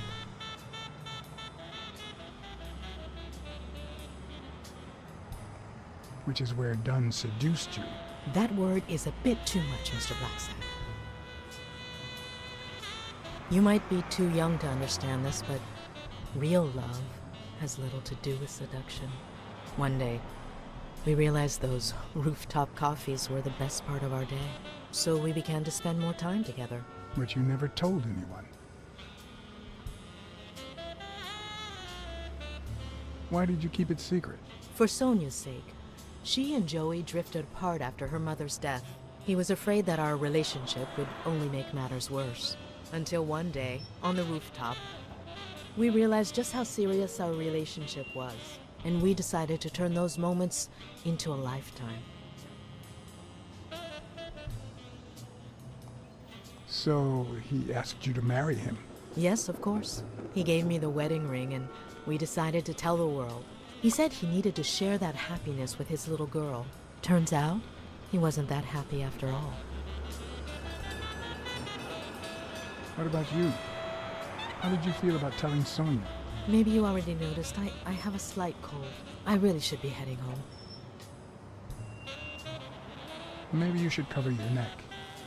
I lost my scarf a while back, not sure where. And now, if you'll excuse me, that's my bus stop.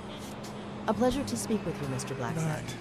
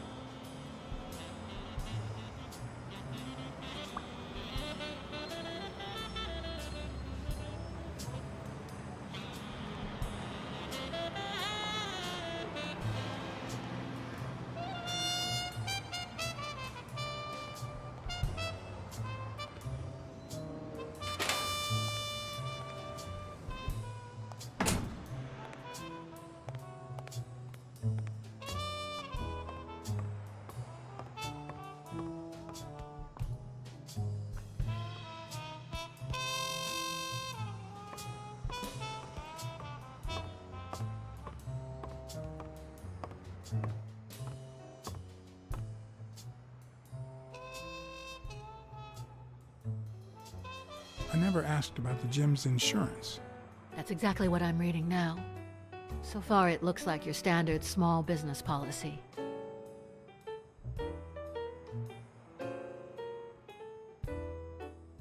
I think I know who had your mother's ring. You do?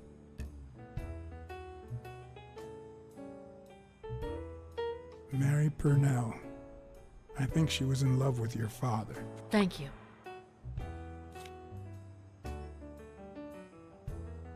Thank you.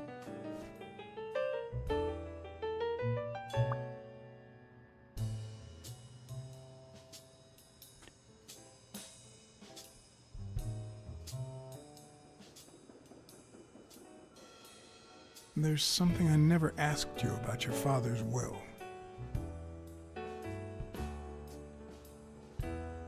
All right. Thanks.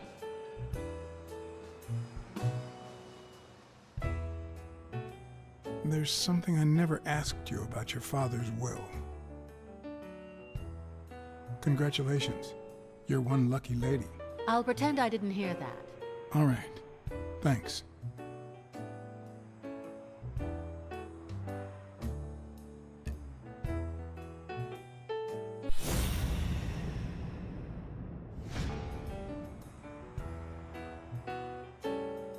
You see, I've got this friend.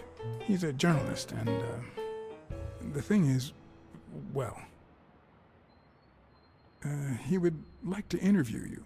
Why? A woman running a boxing gym? That's quite the story. And how did this friend of yours find out, exactly? I'm pretty sure he saw the, I don't even want to hear you. I just hope you prove your professional worth before the day is over. Did you find anything interesting in those papers? No. Investigation work takes time, as I'm sure you know.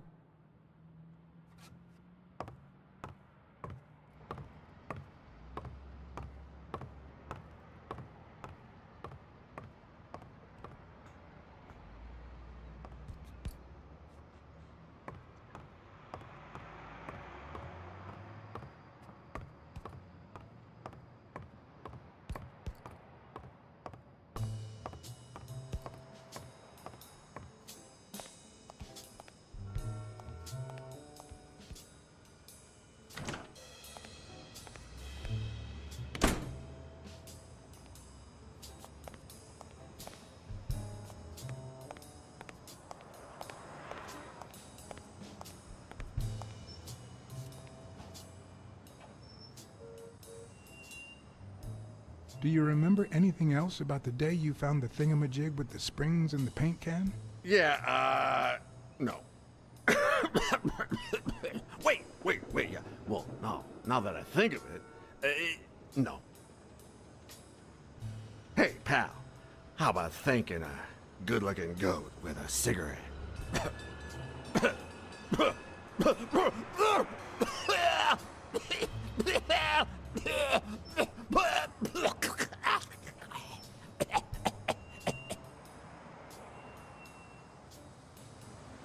I don't think that's a good idea. You've got one nasty cough. Oh, come on. You know, cigarettes have lots of very healthy properties. Oh, come on. It's just a smoke, lady. It's just that I don't want to make it... You don't want what? What?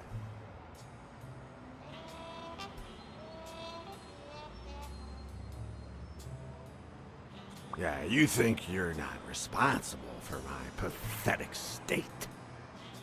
Think you're not to blame?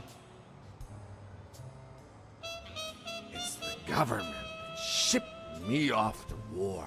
They shipped me off, too. Oh, right. So then you know what it's like to kill, too. Well, then another sad hobo shouldn't be a problem for you, Professor. I'd rather not talk about it. Okay, I understand. Wait, but that's not what I wanted to say. Oh, well, you know we goats tend to jump from one thing to another. The government paid for everything.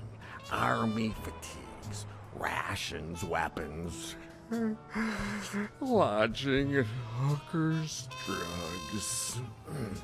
Do you know where that money comes from? Taxes! Your taxes, my dear friend. You helped them cut my legs.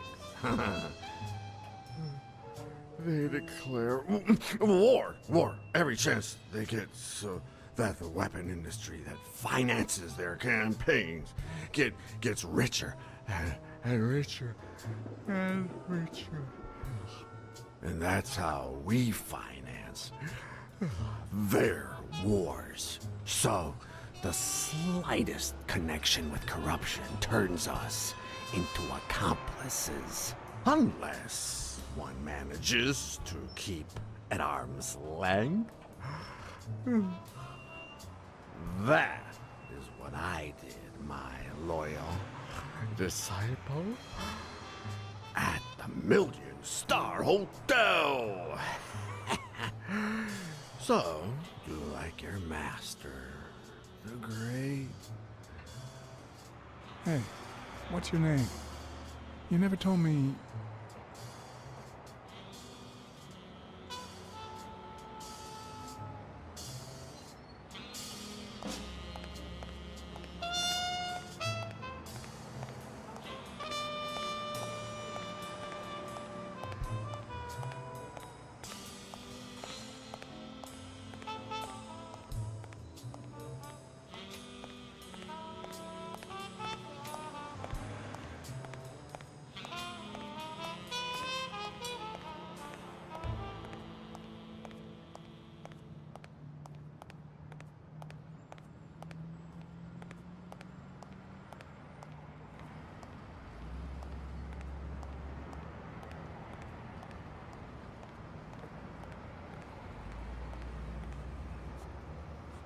I'd prefer a yellow Cadillac, but I can't complain.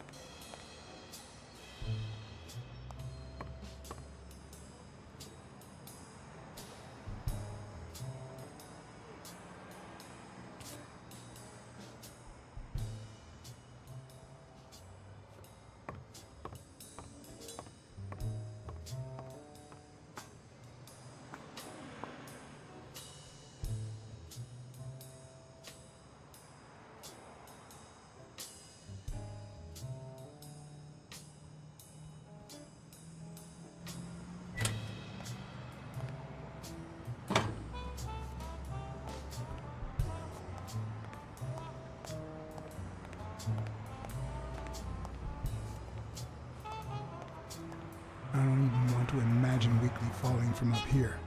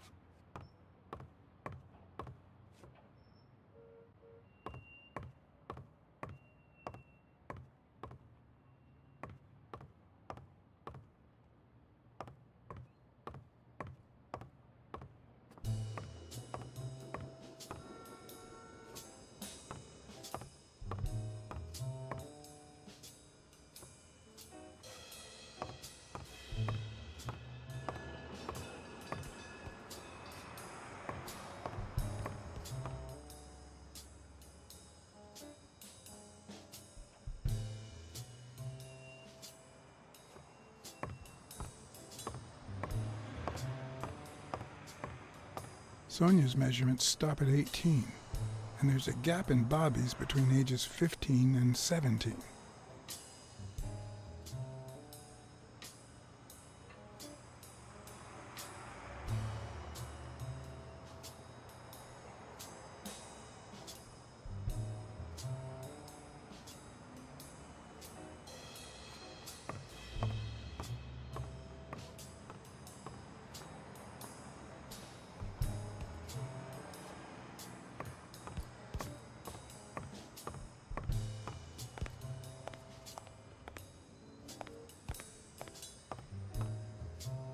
I don't know why.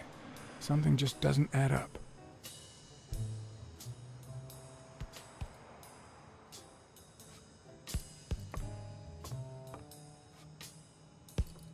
I don't know why. Something just doesn't add up.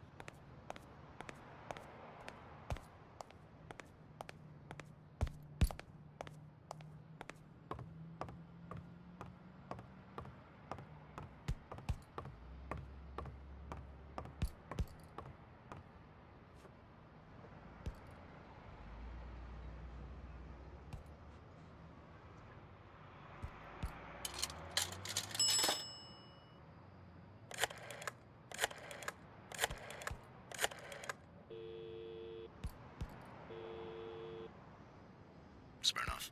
Hey, it's me again. Thing is, Joe Dunn's daughter hired me. All right, thanks, John. But I still don't get it.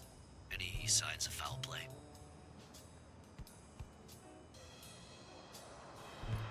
I just don't get why this guy would hang himself. The gym wasn't making him rich, but one of his pupils was on the rise.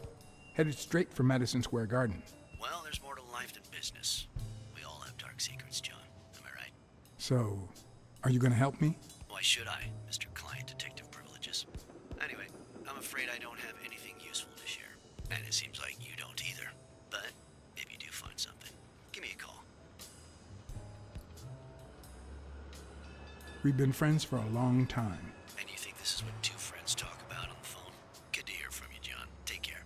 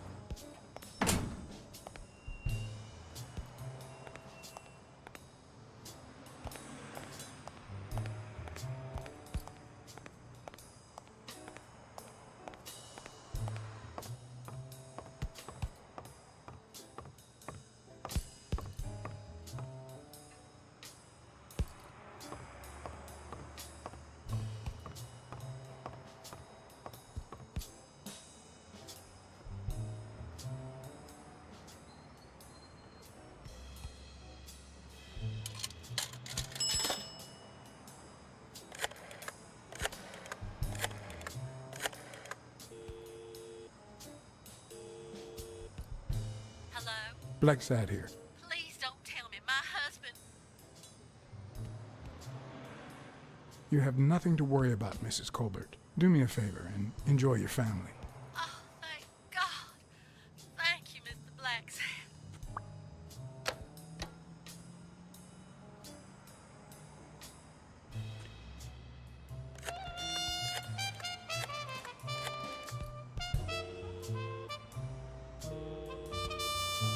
Smirnoff. You're gonna like what I have to tell you about the Dunn case.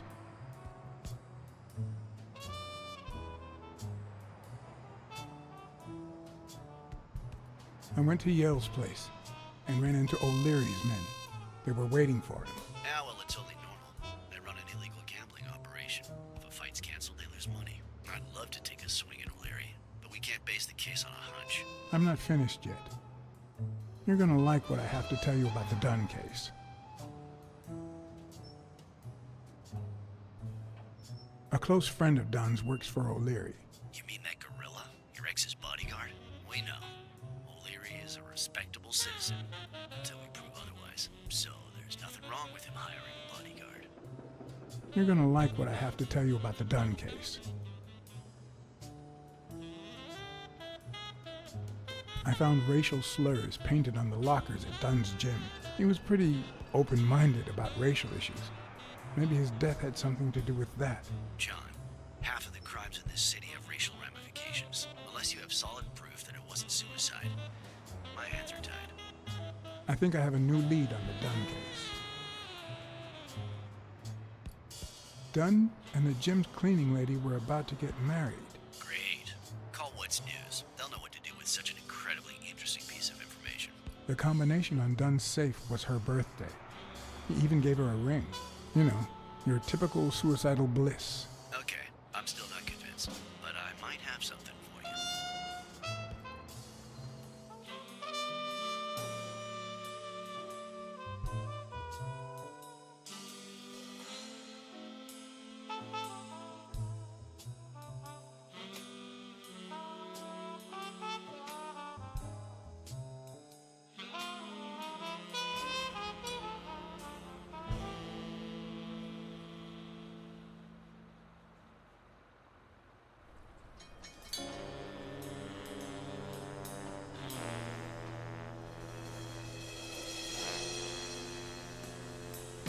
Life is often off key, like a bad song.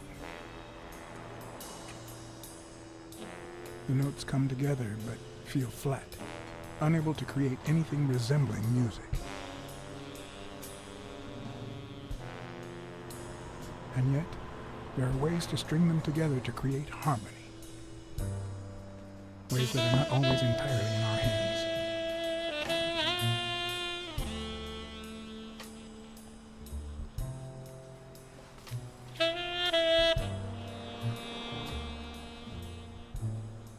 You look tired, John.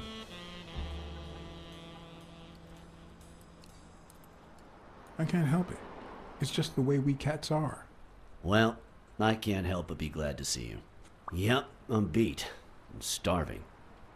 Just got back from the annual police medical. Not only did I have to fast, but I also had to chug 2 enormous glasses of water.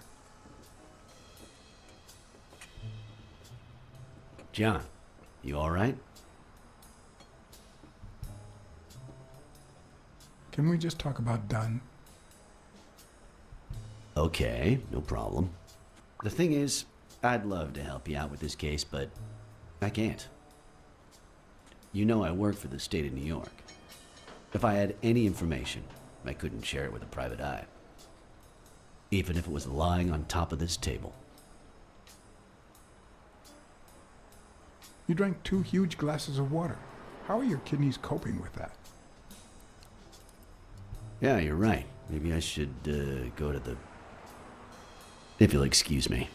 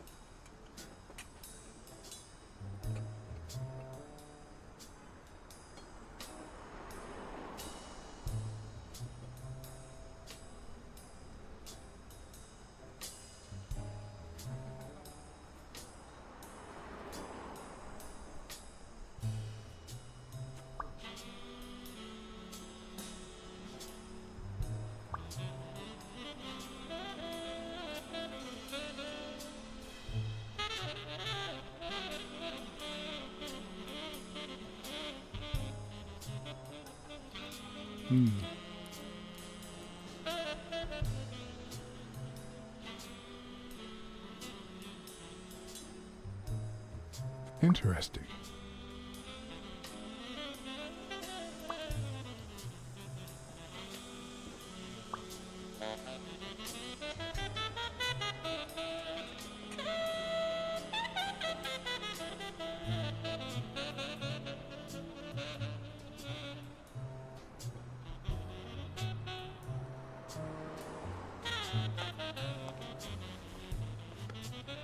Now I feel even thinner. So do my kidneys. Thanks. Truth is, John, it all seemed clear to me before, but now? Please, promise me you won't take the law into your own hands. I'd like to think we're not just vigilantes. Sure, you can trust me. I give you my word. All right. In any case, keep me posted, will you? Sure, you can count on it. Take care, John. As always, Smirnov had given me new, potentially relevant information. Not to mention second thoughts. When an old dog like him gets that serious, one must be prepared to bite.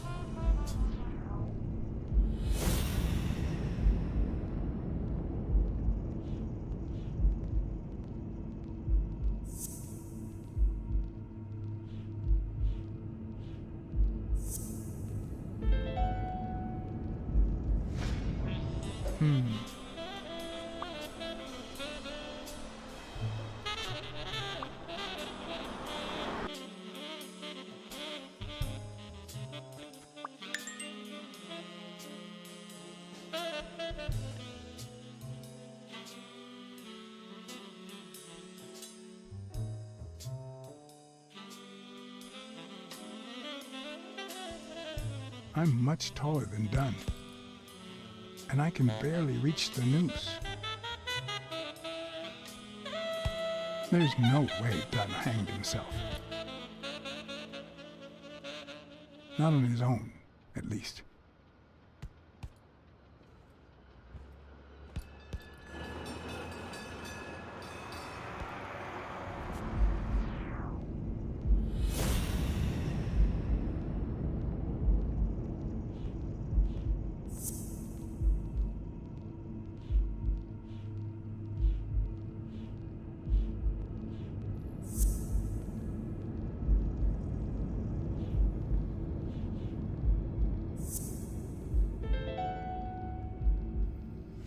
Bobby Yale. I don't know if you had a motive to kill Dunn, but you certainly had the murder weapon.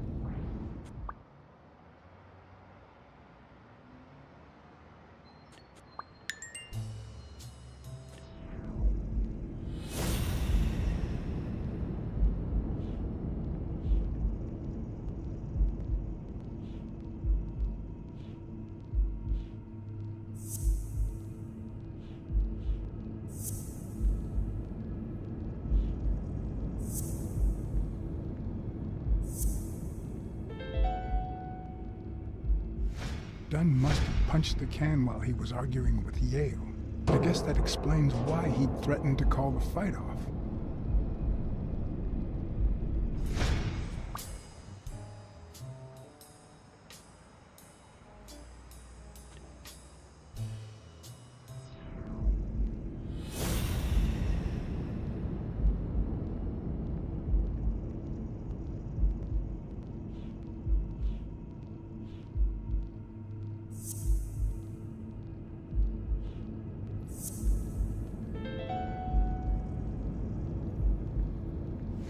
Christ. Did Yale kill Dunn just because he wanted to call off the fight?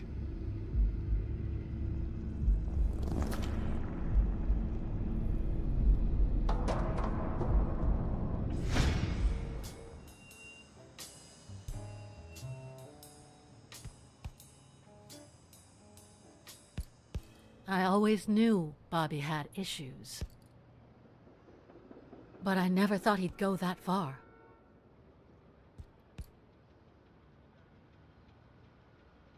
Everything seems to point in that direction. I'm certain of it. But he could have been framed, couldn't he?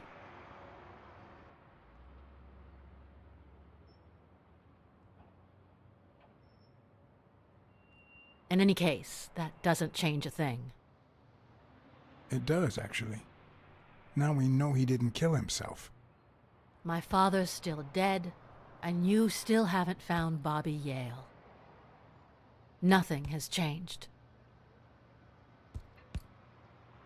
Opening the safe and finding my father's will won't help us achieve anything. So please hurry. Time's wasting.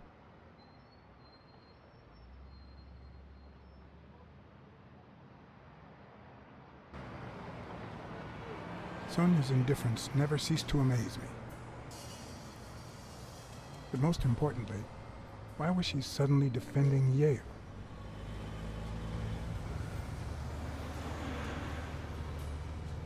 John Blacksad? I think I owe you an apology.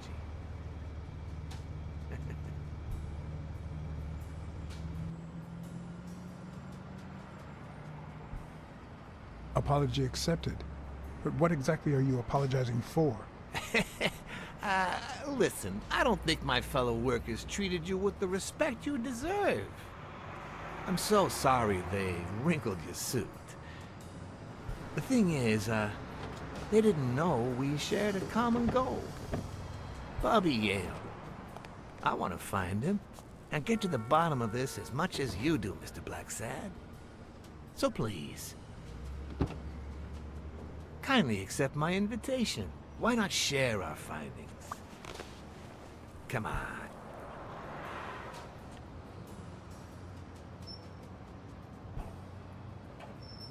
Of course. You don't mind me riding in this fancy car with a wrinkled suit, do you? Aw, I think you look mighty dapper, Mr. Blacksad. Although, if those wrinkles were to rub off on me...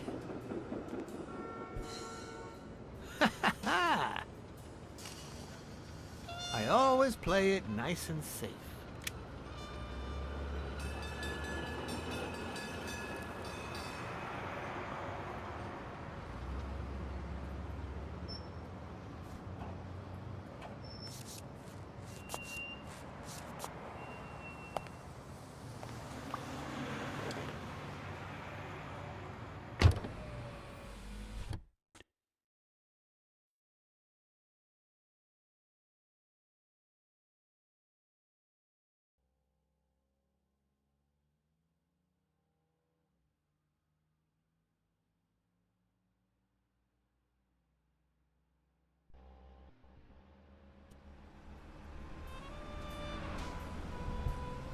Thank you, Blacksad.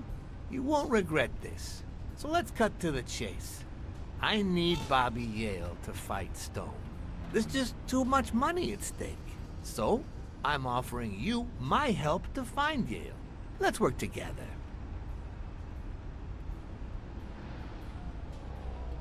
What kind of help do you need? A simple exchange of information. You're a good detective, and I, well, let's just say I have my own ways of making people talk.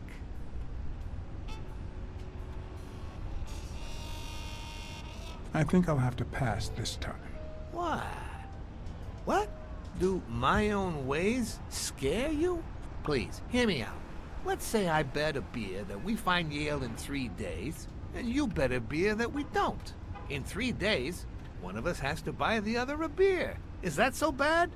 We're simply two grown men using our money and free will to conduct a small private exchange. And most importantly, we're not hurting anyone. So, yeah, I run a gambling business. What's so bad about that?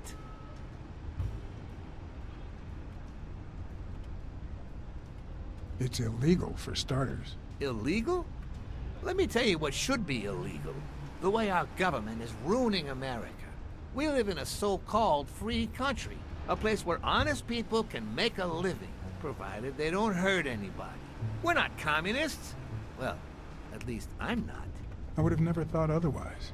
As for me,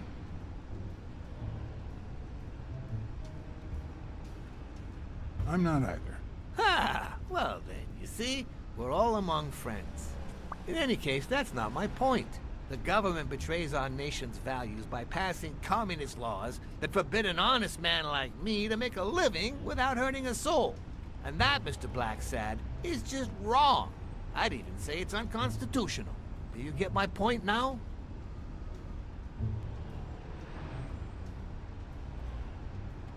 All right, I get your point. Ha! I knew you would. When the government passes these laws, there's only one legitimate weapon the people can wield. The same weapon that turned America into a great nation.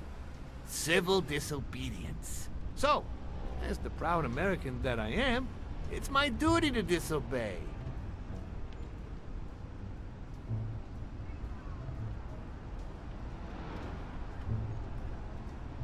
Sure, but there's no room for your ways in civil disobedience. My ways? Oh, I know what you're getting at. But what's past is past. I wasn't always a boss, you know. No, sir. I started at the bottom, when Lucky Blitzen ran the show. And good for nothing. His was a reign of terror, extortion, violence, you know, that sort of unpleasant thing. When I took over, I decided I'd make people want to do my bidding. Not out of fear, but out of gratitude. I decided to help people so they would help me. That beating your thugs gave me was really helpful. Thank you so much. Those poor bastards didn't even know you were a detective, that you were on our side. Maybe at first, but when they tied me up and beat the socks off me, they knew very well who I was. Seriously? That goes against my rules. Who was it?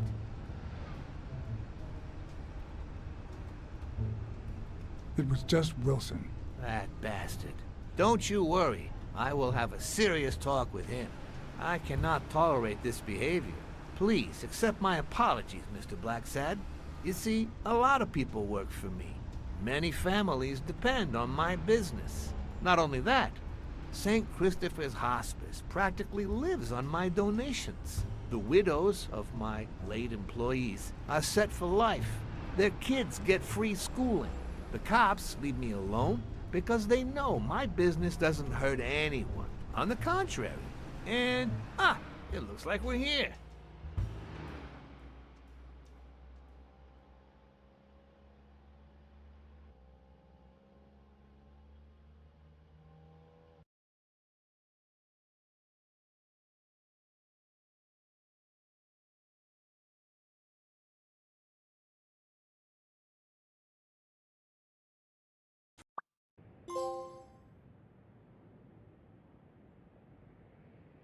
Yale's apartment? I told you, I'm on your side. Go ahead, search the place. I'll wait down here. When you're done, maybe you'll change your mind and share your findings with me. Or not. It's your call, Mr. Blacksad. I'll make sure you're suitably compensated. Wilson, come here.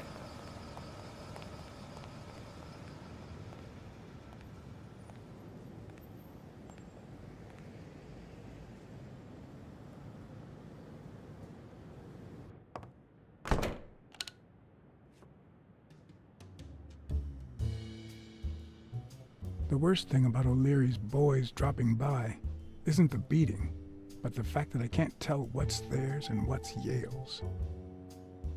Can't say this is the ideal drink for an athlete. Then again, it could be your classic bookie thug lunch.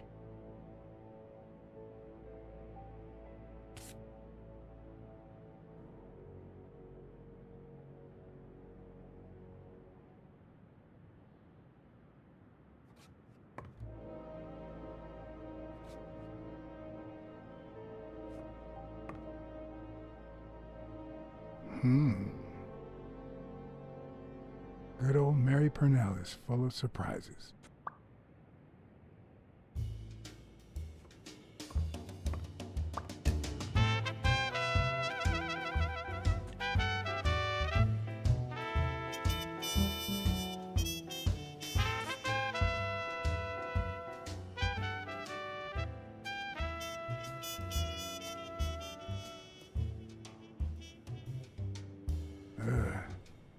17th century French fables. There must be one boring old lady.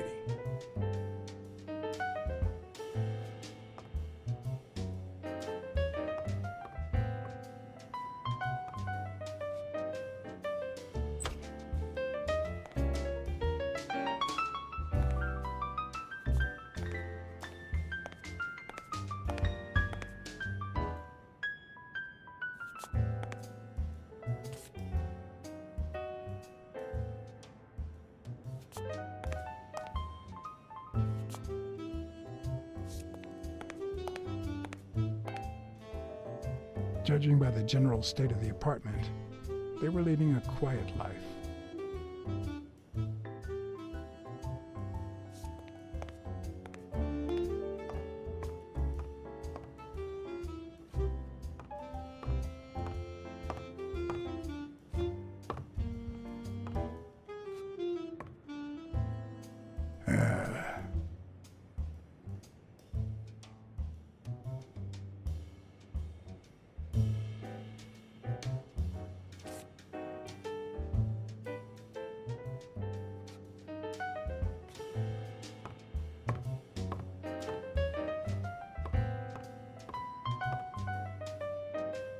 A woman's fragrance, almost angelical.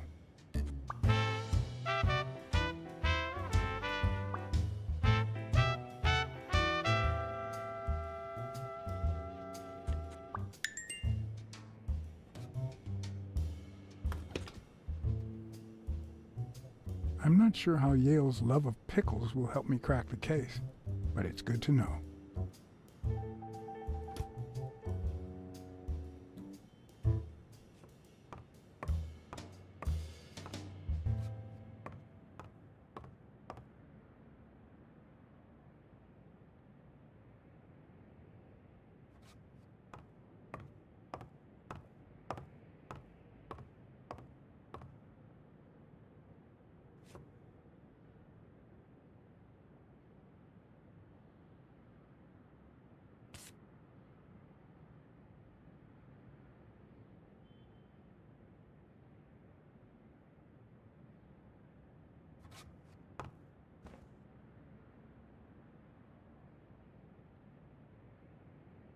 So, you like your mob stories, don't you, Bobby?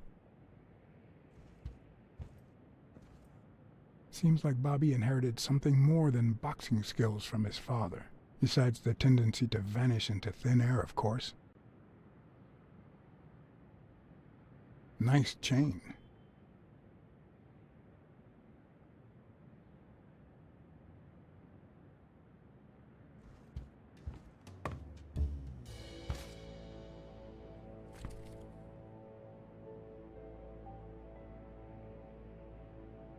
Copy 1 of 3. Do you know any of his relatives? His father, Avenarius.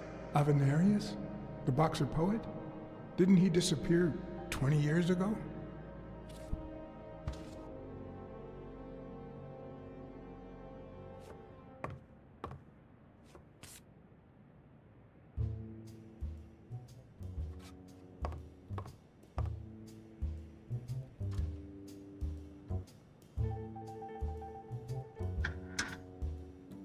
Why would you want such a big closet for so few clothes? Unless someone emptied it recently.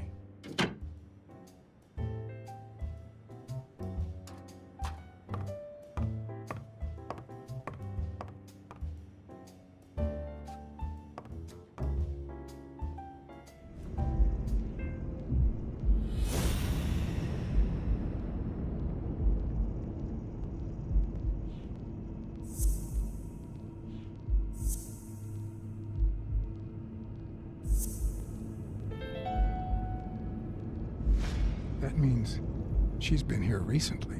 But why? What does Sweet Mary have to do with Yale, the murder suspect?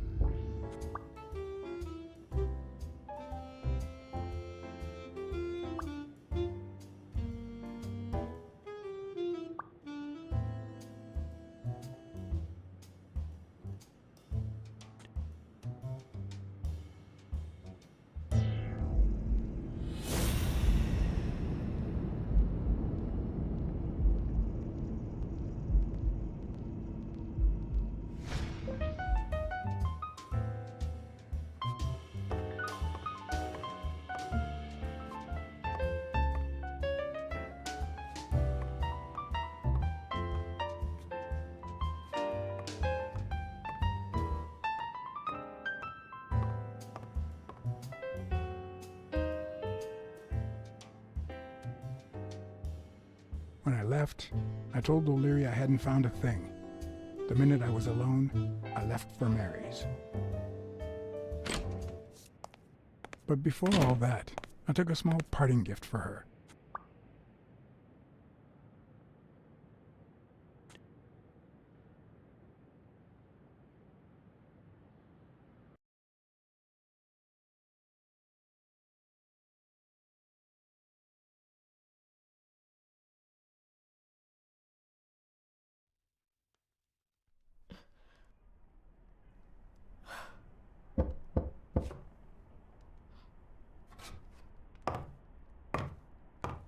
I've never trusted angels. Mr. Blacksad? What a... Surprise? When they fall, they turn into demons. Joey told me he was going to spend the afternoon painting the gym and that Bobby would be fixing something up on the roof. So, after I found the body and called the police, I went to Bobby's place, but he wasn't there.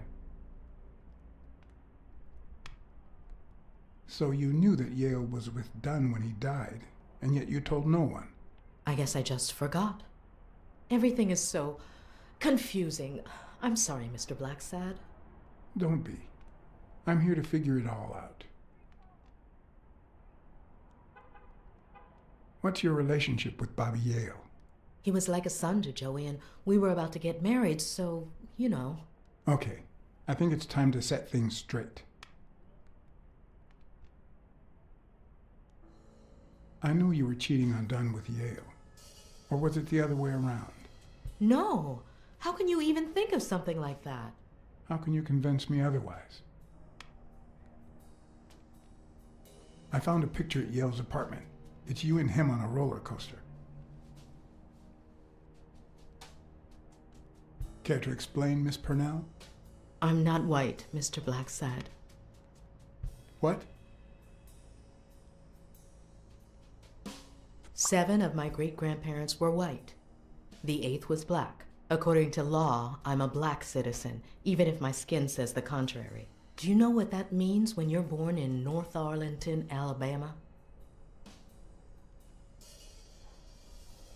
Segregated healthcare, with far worse conditions for colored people. We even have different water fountains, for God's sake. The separate but equal doctrine and all that.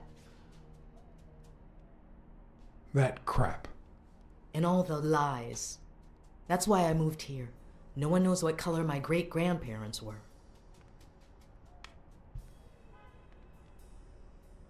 I'm black too, and I don't hide it. Well, at least you're a man. In any case, what's that have to do with Bobby Yale?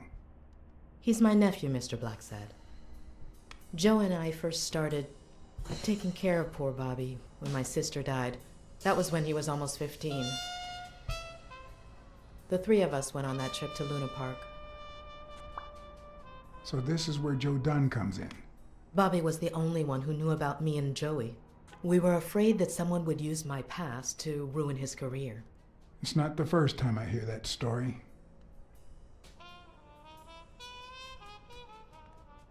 I'm sorry I accused you so lightly.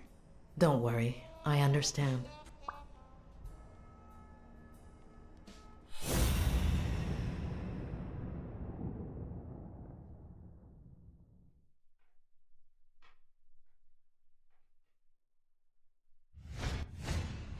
Mary smells like... Actually, the whole room smells like a pie fresh out of the oven, so I can't identify any other fragrances.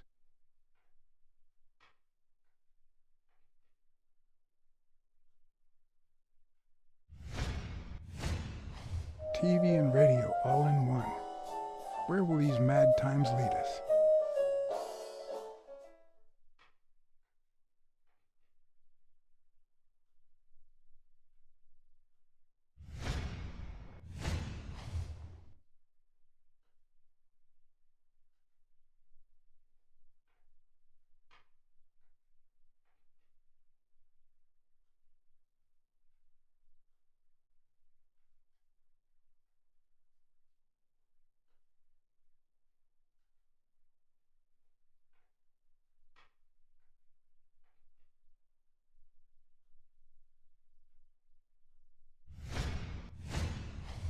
fresh out of the oven. The whole room smells like pie.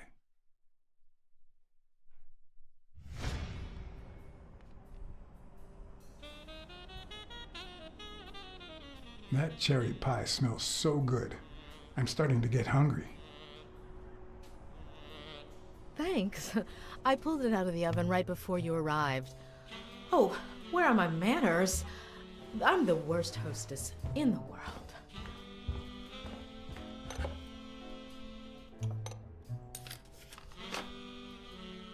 Let me go get a knife from the kitchen.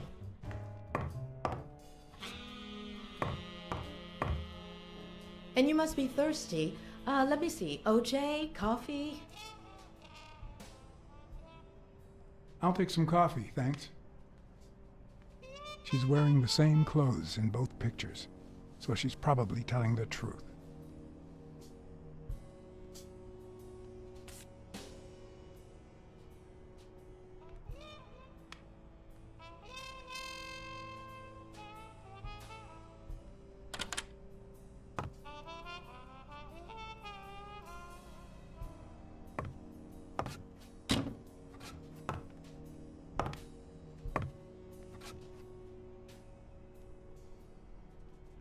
Sorry, I was going to help you with that.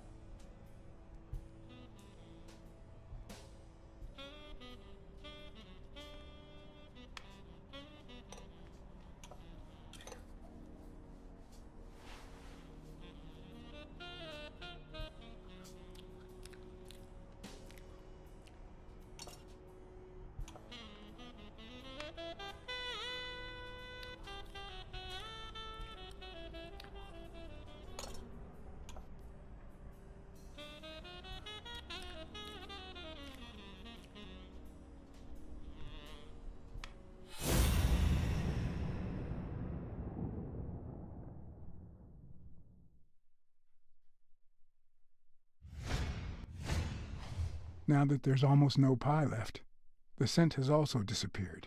Interesting. Now Mary smells like a huge dog. Mary, when are you going to stop lying? I know your nephew is here. I can smell him. What? No. I already told you I don't know where he is. Look, I understand why you're protecting him, but it's in his best interest to end this hide and seek. You can search the whole house if you want. Go ahead. He's not here.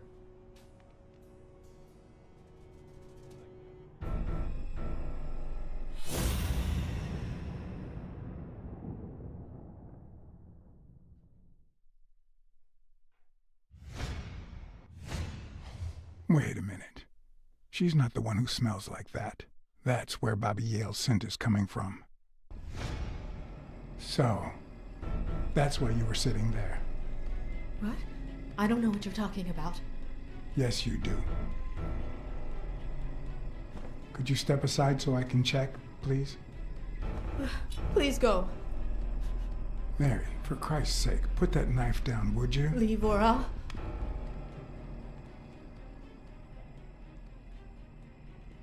Mary, I came here to help. I mean it.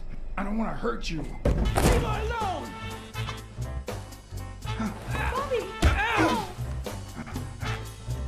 Ow! Ow!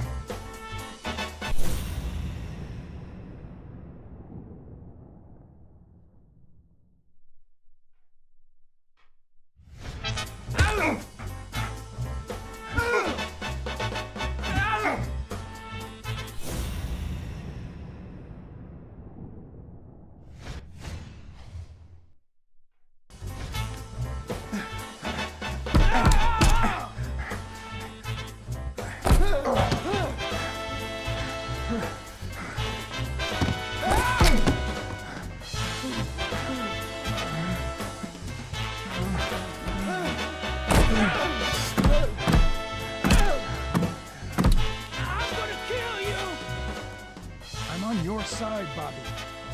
But I'm not on yours!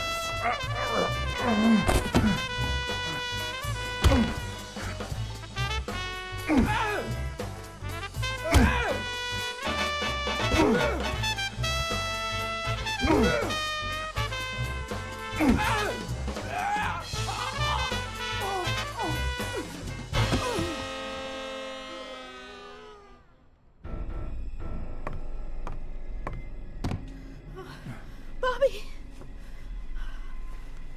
Call an ambulance.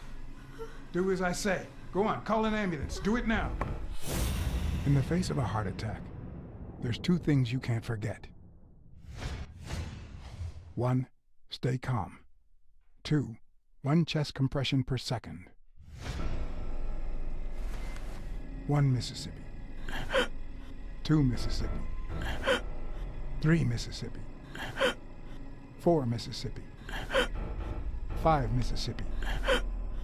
6 Mississippi. 7 Mississippi. Bobby! Oh, Bobby! Thank you, Bobby.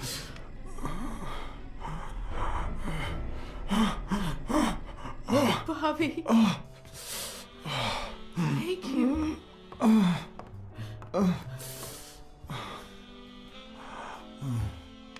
I had lots of reasons to consider this a great day. I had investigated a suicide case. I had discovered that, in truth, we were dealing with a murder. I had found and captured the prime suspect. And I had saved a life.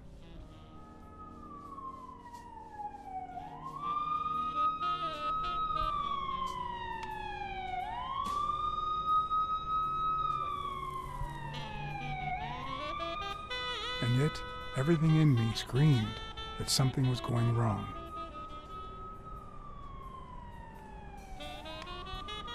Terribly wrong.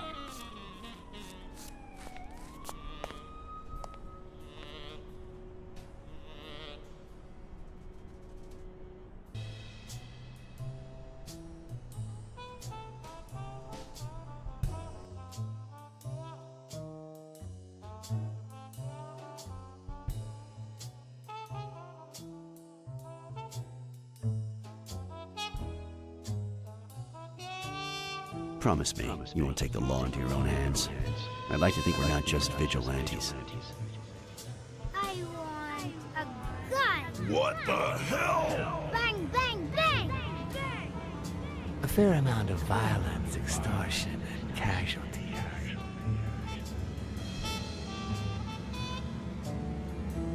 I hate detectives. Bang, bang, bang! You're dead meat, cat. That you, Smirnoff? You seem agitated. Nightmare?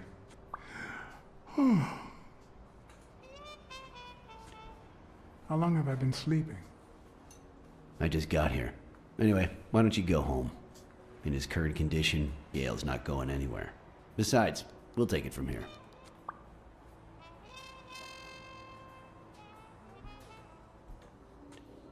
Who is that? Can we trust him?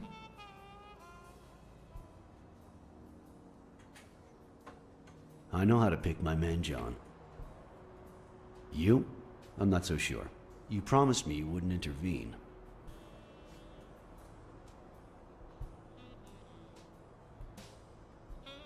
If I hadn't intervened, Bobby Yale could be dead. If you had warned me, maybe we could have avoided a heart attack. Anyway, what's done is done.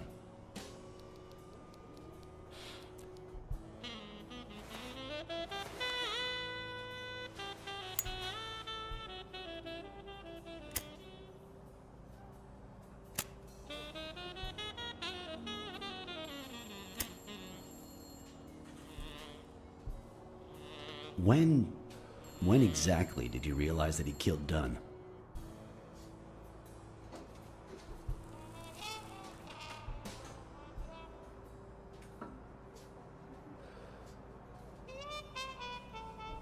Out of sheer curiosity. I'm a cop after all.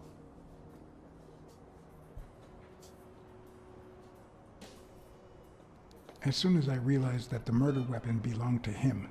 How about the motive? Any ideas?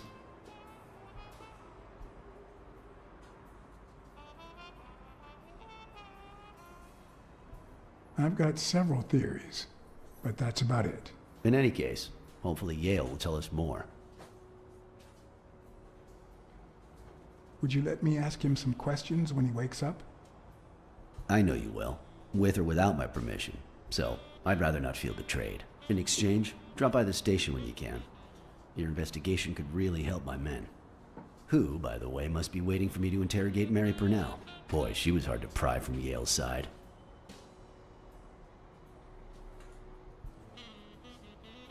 She's been through a lot in the past days. Be nice to her. Of course. In spite of it all, we're not just vigilantes. And as for you, go get some rest. God knows you need it.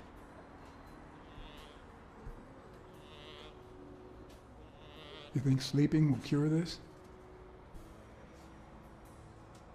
Tell the nurses to look at that face of yours. You look like a film detective in his last scene. I'm afraid this film isn't over yet. For your sake, I hope you're wrong. You're in charge now, officer. Okay. I'll send you relief in 6 hours. Understood? Doctor. Who are... Oh, detective. Congratulations. You fared pretty well against that kid. Better than most would have. Now, if you'll excuse me... Let's just say I got lucky.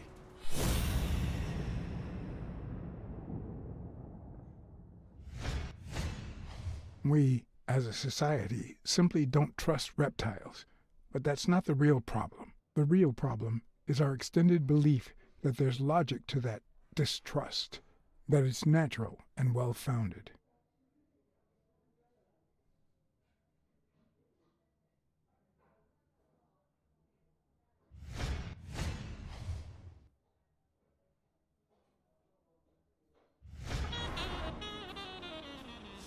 How's Yale? Is he awake? Oh, yeah. Go check on him before he falls asleep again. Although, try not to bother him with too many questions. What's his current condition? It's too soon to tell. He did have a heart attack after all.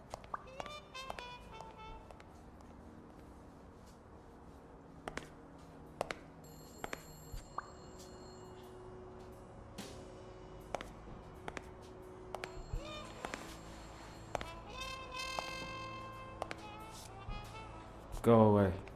I don't want to see you. The doctor told me to sleep. I rarely get to interrogate a suspect with his guard down in a place as quiet as this. Getting the chance to study his body language with no distractions is a rare gift.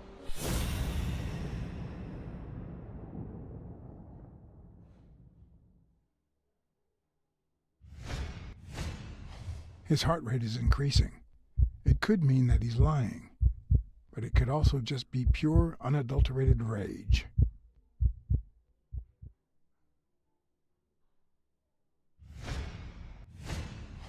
He's looking straight at me. If he couldn't hold my stare, I'd think he's lying, but that's not the case.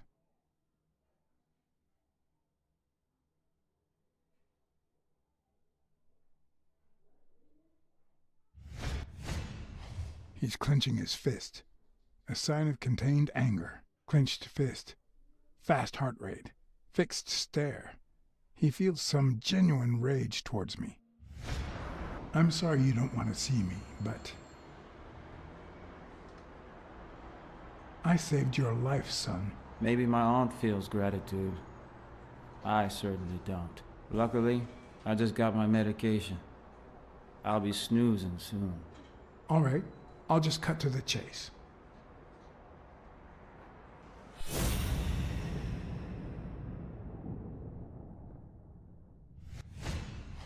Is he lying, or did his heart rate speed up out of rage?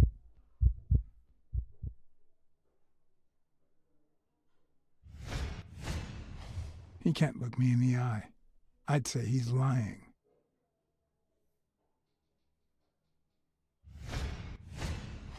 Is he holding back his rage?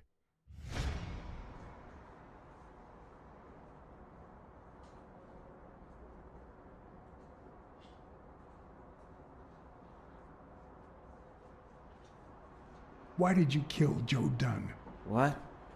Are you trying to confuse me? Joe, hang yourself.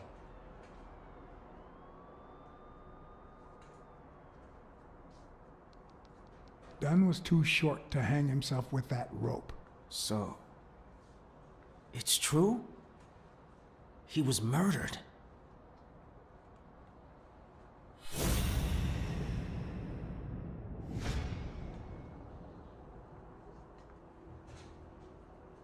I know the murder weapon was yours. What? The rope? I don't get it. What weapon do you mean? Don't play with me, boy. The chest expander. An expander? I've never had one of those. All right. Let's just say that I believe you.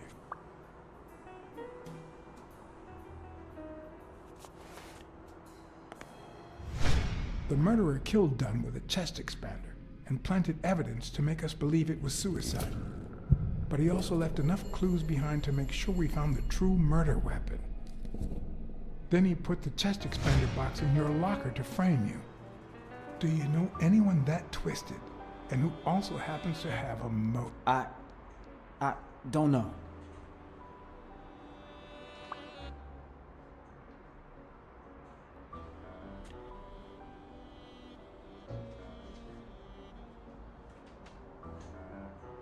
Maybe it was... What am I saying? Jake could never pull off something like that. Nothing. Never mind. What about Frank Cassidy? Do you think he has a motive? Maybe.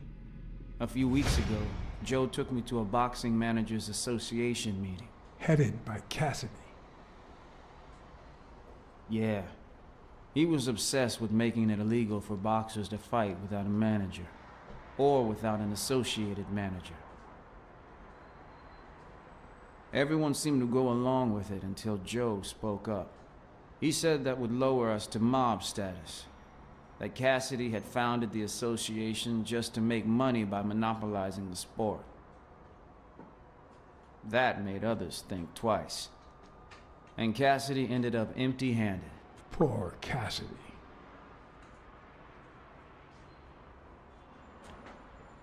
Desmond O'Leary certainly seems twisted enough. Did he have anything against Dunn? I'm not sure if they knew each other. At least not in person. About a month ago, Joe kicked one of O'Leary's men out of the gym. He was trying to give a business card to... Jake Ostiami. Yeah, exactly. Did Jake tell you about that? Something like that. What about Sonia Dunn? Sonia? I doubt it. She's odd, but she's his daughter. I've seen worse, believe me. Black Sat. I think I owe you an, You know, my father disappeared when I was 6, right after winning a fight. We never heard from him again. Do you know what that does to a kid? Who knows where I'd be if Joe Dunn hadn't been in my life. Even when I lost my way and put a gun to his head years later, he still took me under his wing and managed to steer me in the right direction. And now that he's gone, you're risking your life to find his murderer. Thanks.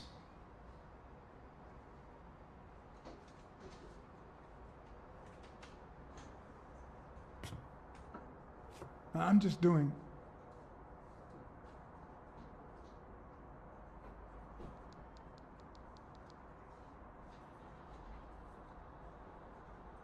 The number of cigarette butts is inversely proportional to my hours of sleep.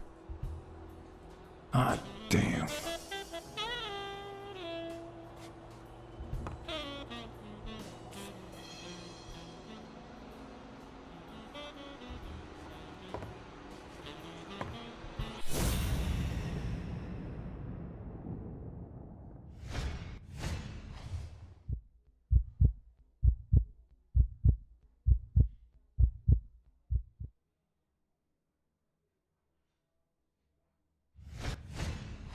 The hands say a lot about what's going on inside a person.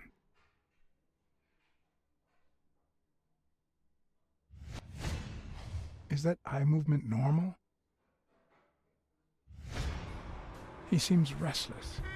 Should I tell someone?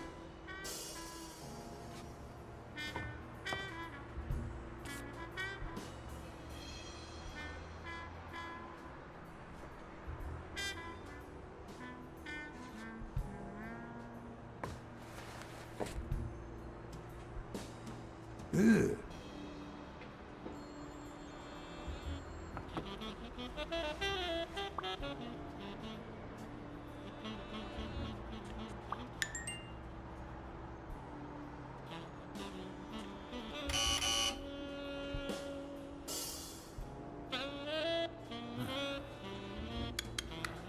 See? There's no fever whatsoever.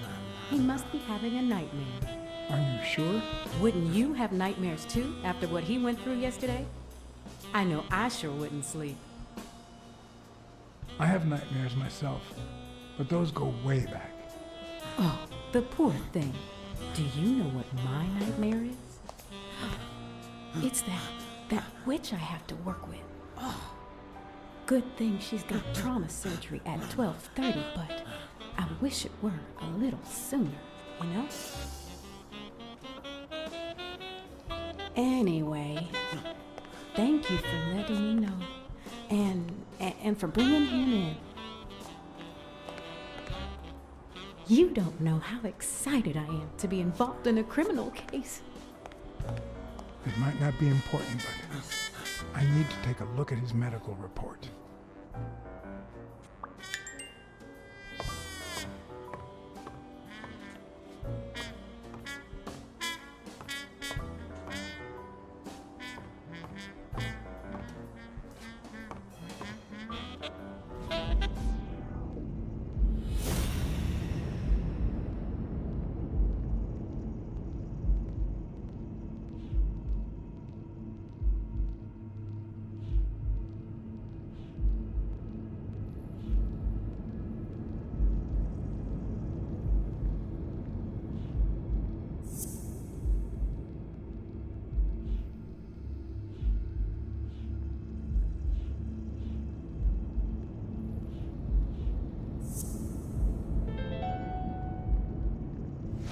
No, the footprints don't match. If Yale killed Dunn, he did it without stepping in the paint, or in different shoes.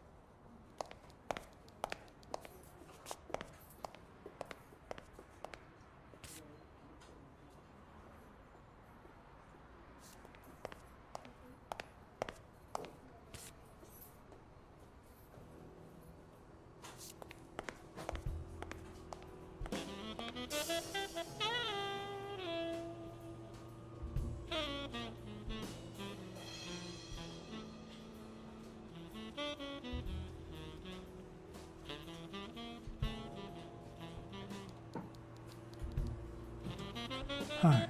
You're awake, handsome?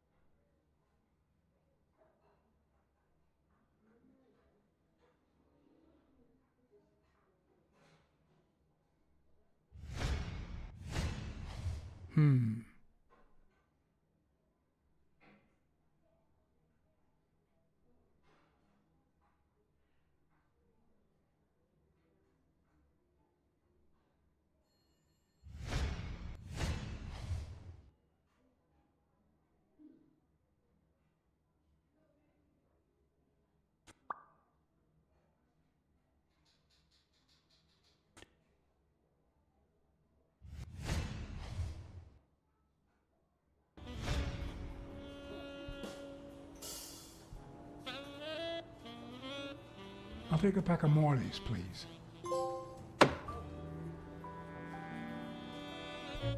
Honey, get me a pack of Morleys for Mr. Hanson.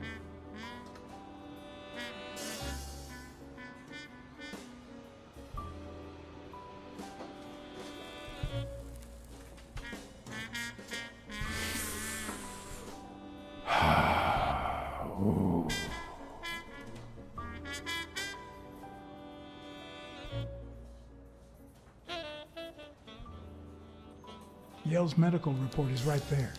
Mind if I take a look?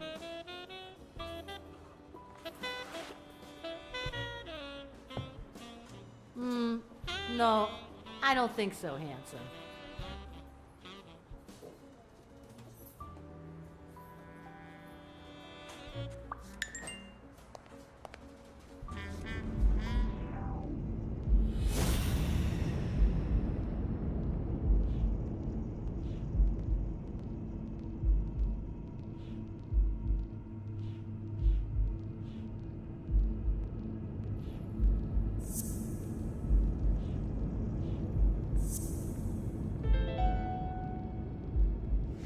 It seems like the Doe nurse will be assisting Dr. Talbot during his 12:30 surgery. In 4 hours. Could I get them to operate any sooner?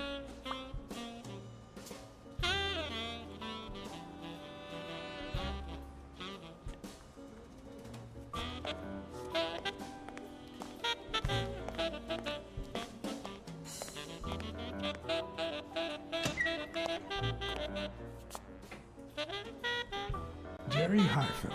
Long time no see. Blacksad, I didn't want to wake you. How's the boy? Asleep. I hope he recovers in time for the fight. I got tickets. Although between you and me, he doesn't stand a chance. It'll be a fun bout, nonetheless. Not like this. God, this is boring.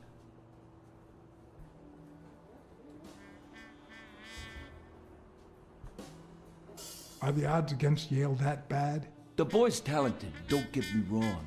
But stone is stone, you know? I bet half my pay, but you know, no vice for me.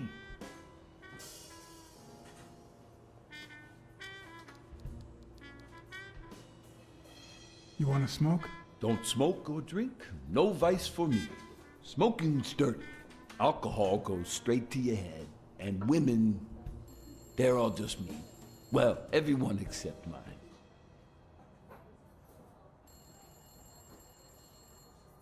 Are you sure about that? Not even one little vice? Nope. Between you and me, when someone gives in to vice, it's because something's missing. Something in their life just isn't right. I've got a good wife, a good job, a good house, a good TV, and a good hobby. Sports. Well, watching them, that is. What else do I need, eh? Blacksad, vice is for losers. Man, I'm bored. You say you've got a good job, and yet you're bored. Well, it's just a figure of speech, really. I like my job. Is it boring? Yes, but I can entertain myself with a good fight or a football game. Well, watching them, that is. Well, I'm going back in.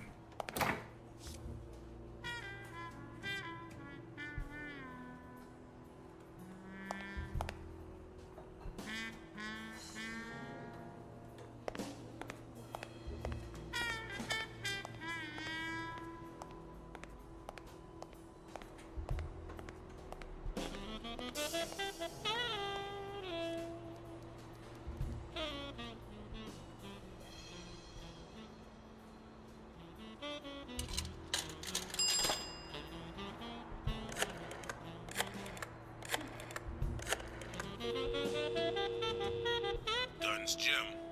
Jake Ostiombe speaking.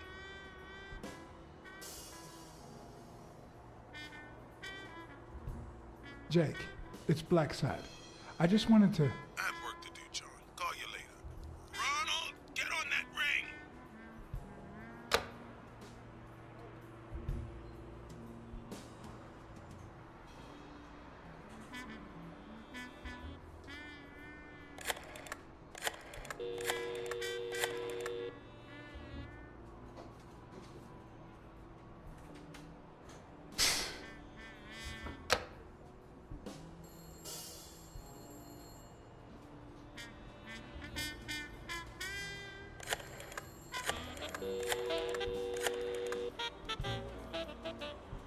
Hello? Hi, Ray. Hi. Who are you? Take a guess. I already gave you a clue. I know your name, so... I don't know. Maybe I know your name because we're family. No way. My dad never calls me. My grandpa never calls me. My uncle never calls.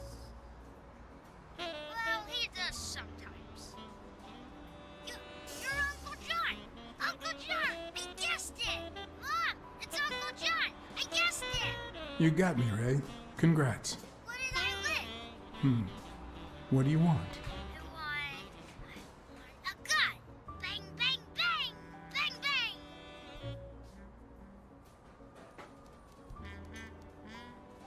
Good guys don't carry guns, Ray. You know why? Because they always end up shooting someone. Yeah, that's why they're so cool.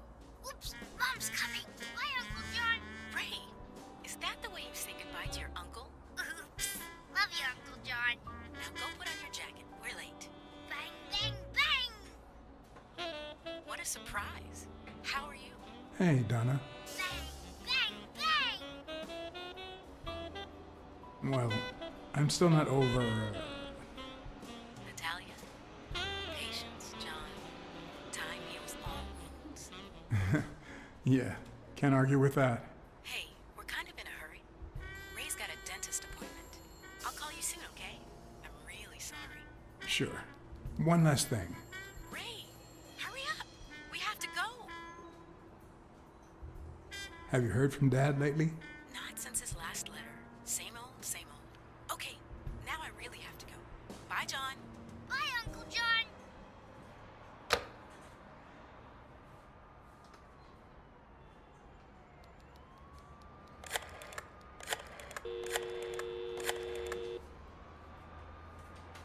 Trauma? Sherry speaking. Get Dr. Gregor Talbot, please. Yes, 1 minute. No, actually, Dr. Talbot won't be in until 12:30 according to my registry. Can I ask who's calling, please?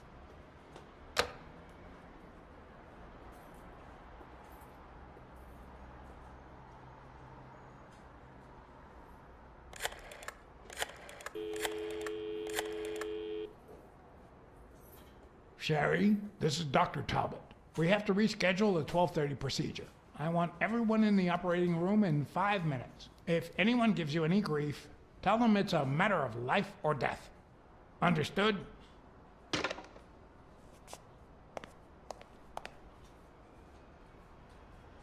A matter of life and death. A matter of life and death. You gotta be kidding me. People.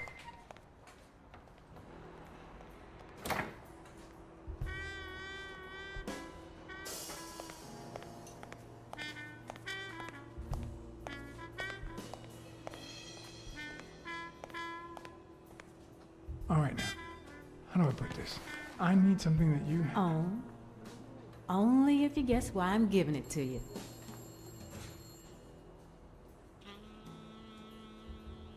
I think you just want to spite your fellow nurse. Well, aren't you smart? But be quick about it. You hear me, huh? If that witch comes back...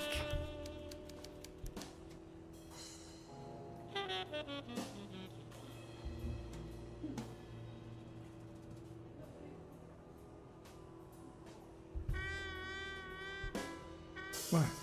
What does it say here? Ah, you know doctors. The top handwriting is mine. Let's see. Extrasystole and dehydration caused by panic attack. Extra what? You know, arrhythmia, like skipped heartbeats.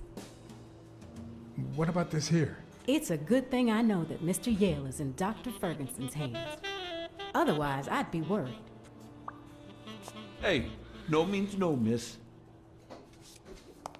You really don't know who I am, do you?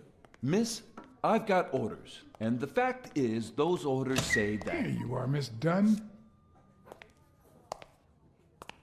Huh? Tell him, Black Sad. I can't get through that thick skull of his. You see, Highfill,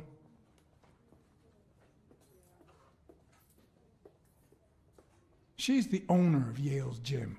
A woman? Whether the kid recovers or not depends entirely on her. Between you and me, and all due respect, miss, but aren't we taking this woman's liberation a little too far?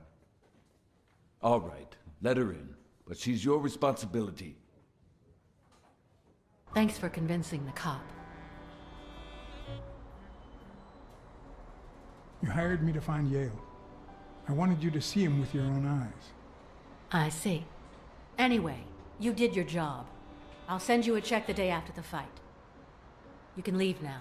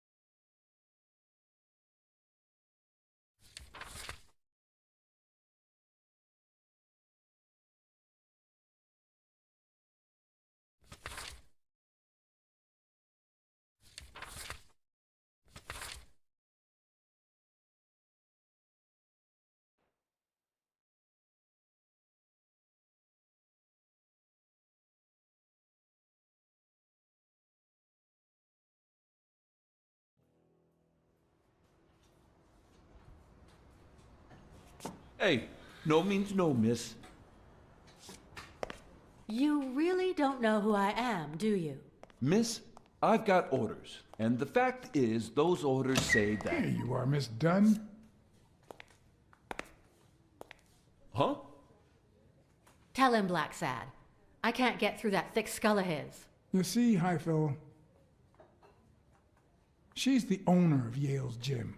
A woman? Whether the kid recovers or not depends entirely on her. Between you and me, and all due respect, miss, but aren't we taking this woman's liberation a little too far? All right, let her in, but she's your responsibility. Thanks for convincing the cop. You hired me to find Yale. I wanted you to see him with your own eyes. I see. Anyway, you did your job. I'll send you a check the day after the fight. You can leave now.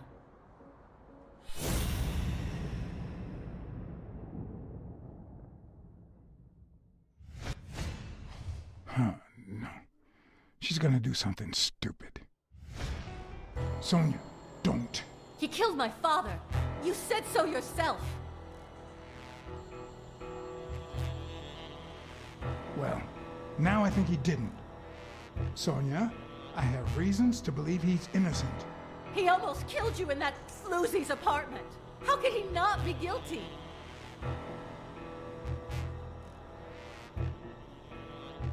Your father wouldn't want you to do this. He was a just man, and this is not justice. Shut up! None of that matters. How could he not be guilty?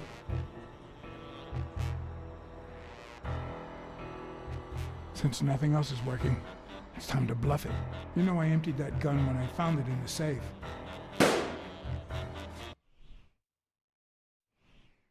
No. No. No. No.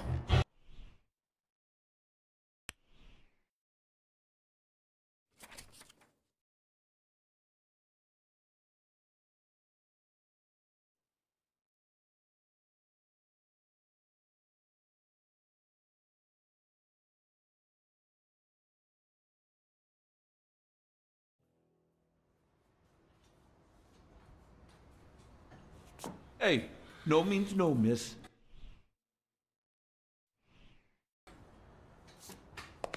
You really don't know who I am, do you? Miss, I've got orders. And the fact is, those orders say that... There you are, Miss Dunn. Huh? Tell him, Black Sad. I can't get through that thick skull of his. You see, Highfill, she's the owner of Yale's gym. A woman? Whether the kid recovers or not depends entirely on her. Between you and me, and all due respect, miss, but aren't we taking this woman's liberation a little too far? All right, let her in, but she's your responsibility. Thanks for convincing the cop.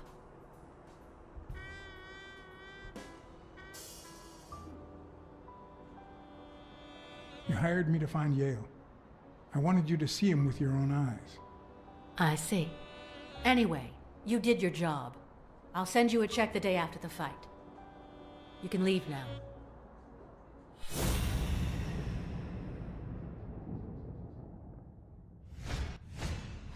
Huh, no. She's gonna do something stupid. Sonia, don't. He killed my father. You said so yourself. Well, now I think he didn't. Sonia, I have reasons to believe he's innocent. He almost killed you in that floozy's apartment. How could he not be guilty? Your father wouldn't want you to do this. He was a just man, and this is not justice. Shut up! None of that matters. How could he not be guilty?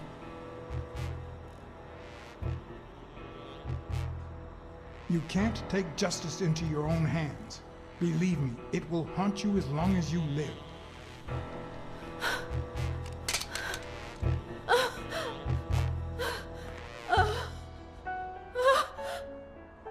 Shh.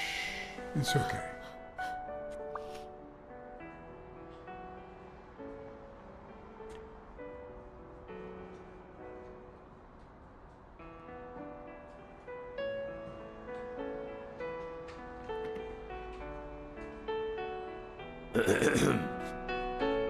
Uncle Tim! Sweetie, I came back from Los Angeles as soon as I could. I told you not to rush back. Come on now, honey. Aren't you going to introduce me to your friend? No, this is John Blacksad, the detective who found Bobby. Oh, so this is strictly professional. I thought you had some good news for your uncle. No, Uncle Tim, don't be silly. Don't be silly. Look at you. Smart, educated, as dazzling as the brightest of stars. Every single man in this city should be at your feet.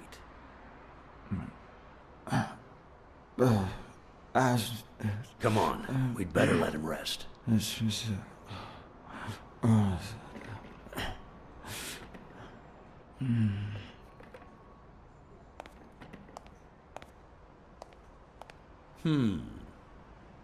I see. Let's say you're right and Bobby Yale is innocent. Who should we focus on now? We?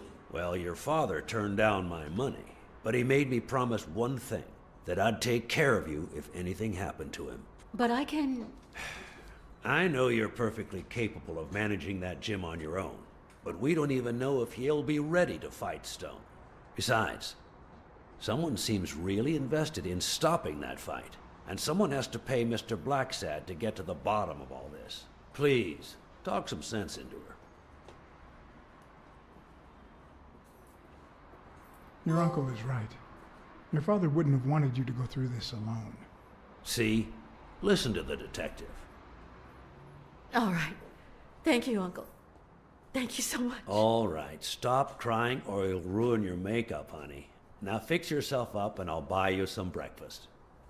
Wait, my purse. I'll get it. It must be... Blacksad, wait a minute.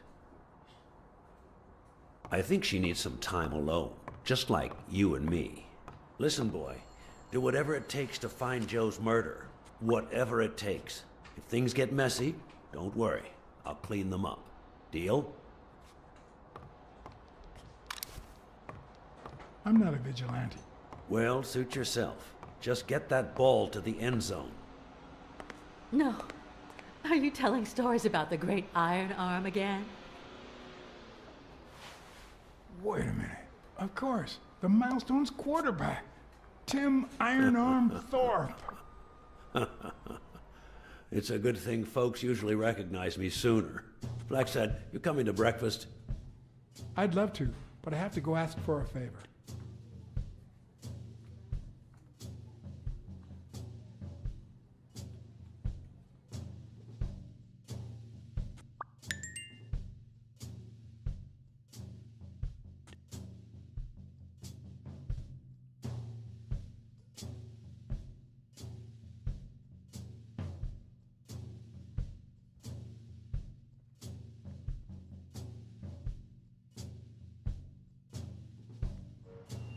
The investigation required that I ask Jake for a small favor.